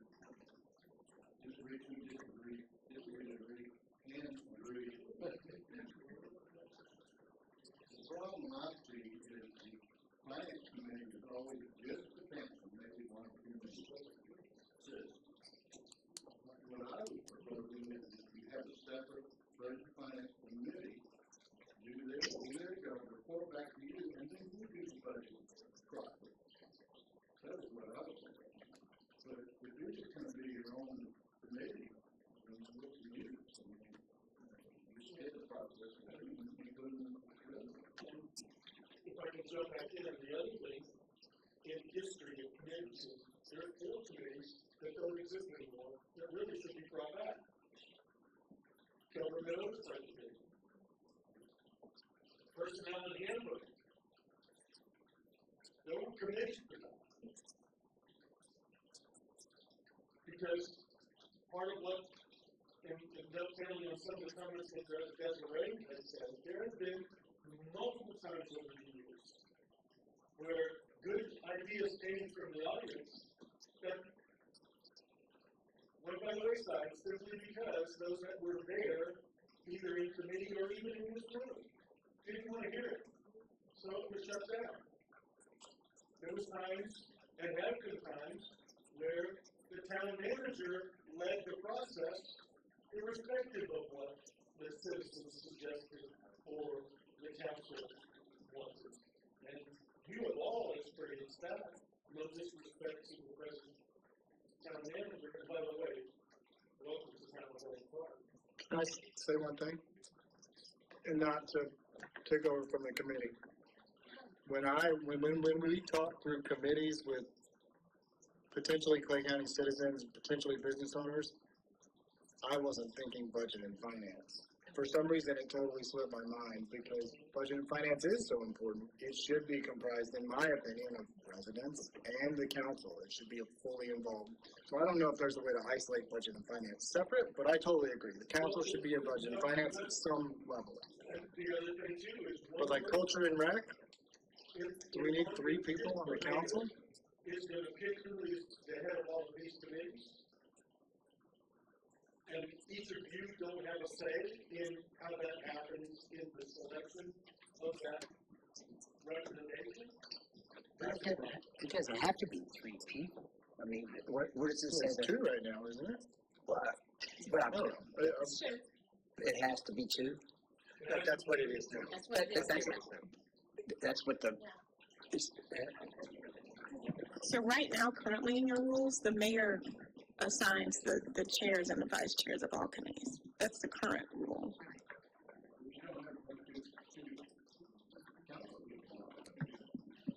Yes. Yeah, you could change that. I mean, the composition of the committee can be whatever you want it to be. Right. One council member and then the vice chair will be a citizen. Or at least there's an option. I mean, some of these committees, I mean, I hate to be discussing, me of all people hate to be discussing this at 10:43 at night. That's another objection I have is lifting a cap of 3 hours is crazy to me.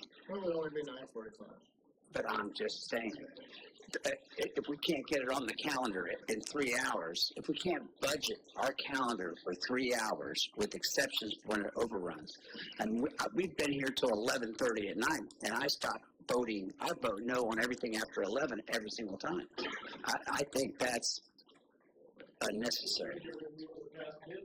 Well, then I think that's bad too. I think that was worse planning, is what I would say at that time. I disagree. The other thing, if I can jump back in,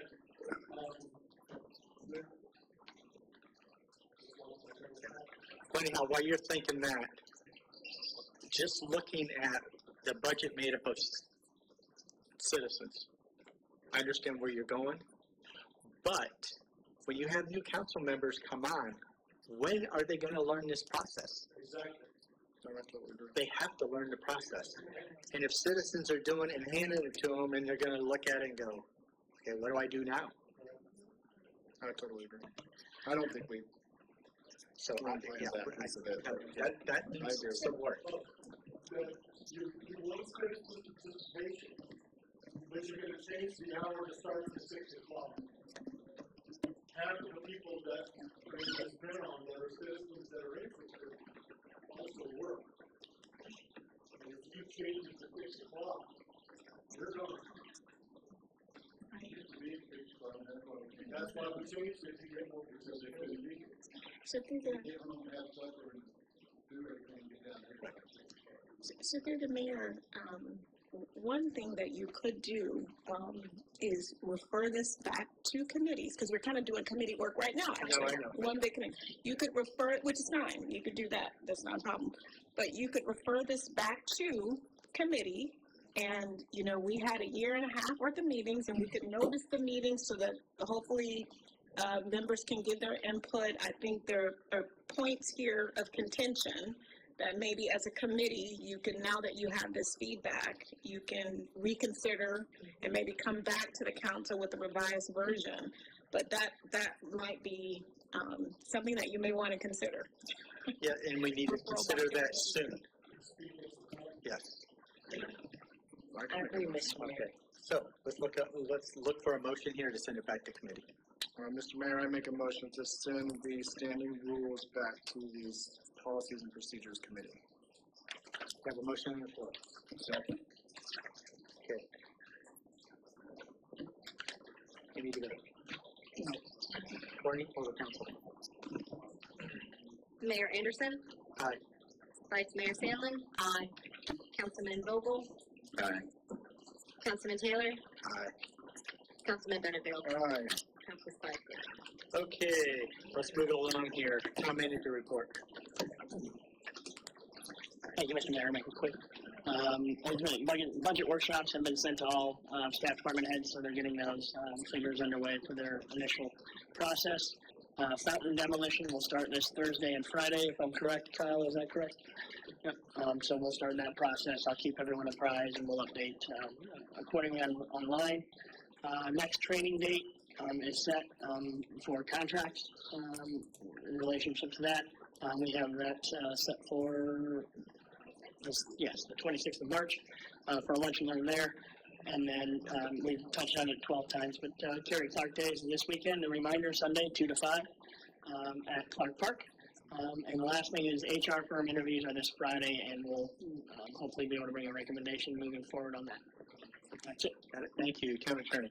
Nothing? Okay, we're going to bring it back to the council members for 5 minutes or less. I'll kick it off.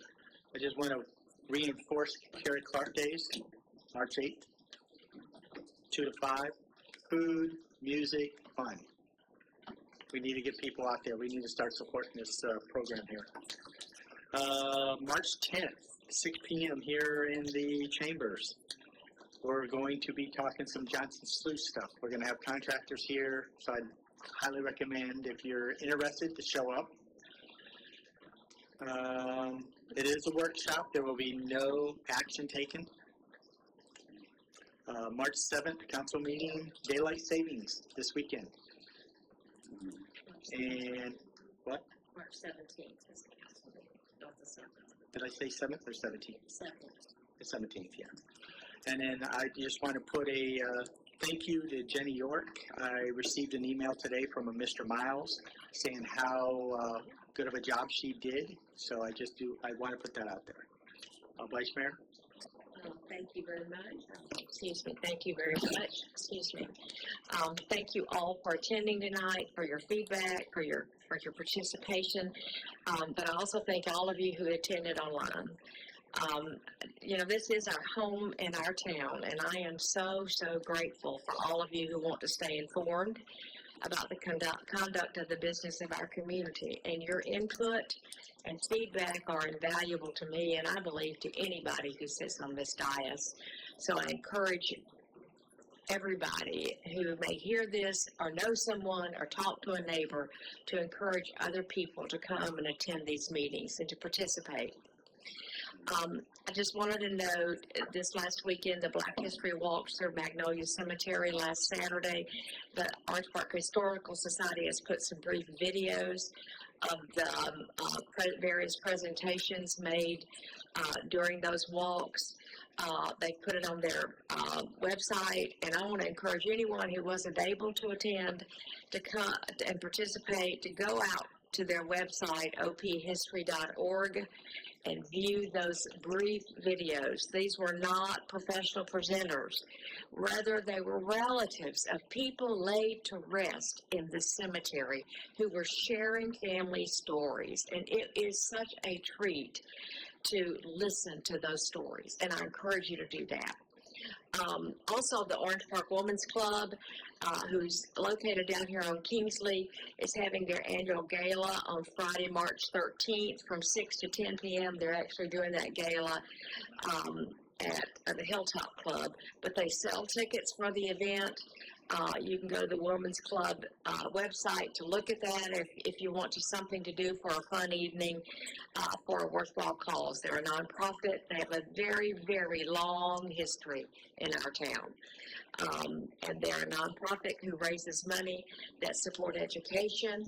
They award scholarships every year to local students, as well as providing free books to children, and they donate to numerous local charities. So please just consider that. And most importantly, based on our discussion tonight, March 13th, that's a week from this coming Friday at noon in this chamber, is the Policies and Procedure Committee meeting. I'm going to recommend one more time, as I do every time, and beg you, come and participate and give your feedback. That's how we have met for 14 months to come up with what the recommendations we did and agree on the recommendations we agreed to for the standing rules for the town council. And I encourage you to come and give us your feedback now that you've seen what the outcome looked like and how you want changes. Thank you very much. Okay, Councilman Bogo. Thank you, Mayor. It's still early. Kidding. Yeah, look, I mean, my only comment is on the standing rules. After a year plus, the three of us plus these two, we can't think of everything. So it's easy to comment loud and proud. We want to preach Robert's rules, but we didn't. I wasn't here tonight. Listen, the whole goal was participation. And I probably more than anybody, let's limit it to the town.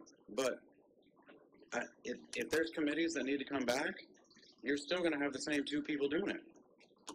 And so, you know, it does frustrate me because it's like, how do we get more participation? We want more people to participate to vote. We want more participation to comment. You know, the 3 minutes and keyboards at home, that's not participation. We gotta see you in the seats, and we gotta be here. We gotta, you know, yeah. Does 6 o'clock work? Who knows? I mean, but what was the town may not always be the town. Things are going to change and morph and move into things that maybe we don't even know and can prepare for yet. I know there's knowledge in here. We talked about a liaison for these committees. Only one person in here right now has ever contacted me to have a discussion or bring something or walk neighborhoods or do whatever. So, you know, I sit and listen and I digest a lot of stuff. But boy, it's easy to talk it, and it's a lot harder to walk it. And so nothing will ever be perfect, and maybe we'll always agree to disagree. But information and participation and comments, good, bad, or indifferent, are still welcome. And so that's my take on it.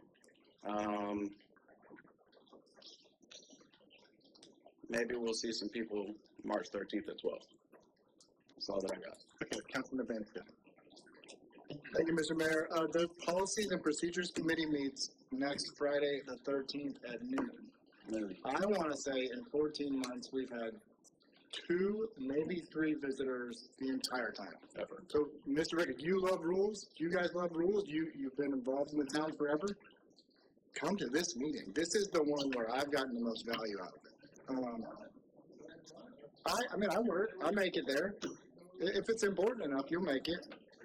I started on this council on a committee, and then I moved to a board.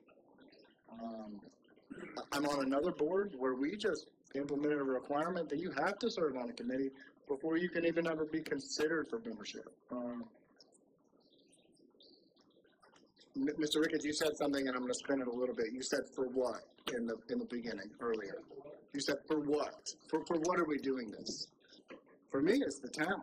For me, it's my kids and my sidewalk and my streets. I'm here for this. My family's from here. I'm going to probably live here a long time. I do this because I believe in the sustainability of this town, and I want my neighborhood to be nice. Lighter note, Kerry Clark Day was the first day I got to go to the Clark House, and Kenny Radwanski gave me the tour.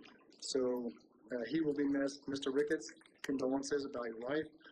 I'm glad that the fire department and police were there. I totally agree with you. Best in the business. It wasn't nickels and dimes. Usually I say I don't count pennies. But I got a 5-gallon water jug full of change, so I still keep them. I just don't count them. Thank you. Councilman Taylor. I'll be short. Thank you for all your hard work over these 14 months that you've done this weekly, mostly. And I think you all done a great job. I think trying to review 14 months of work starting at 10:15 and trying to squeeze it through is not possible. And so,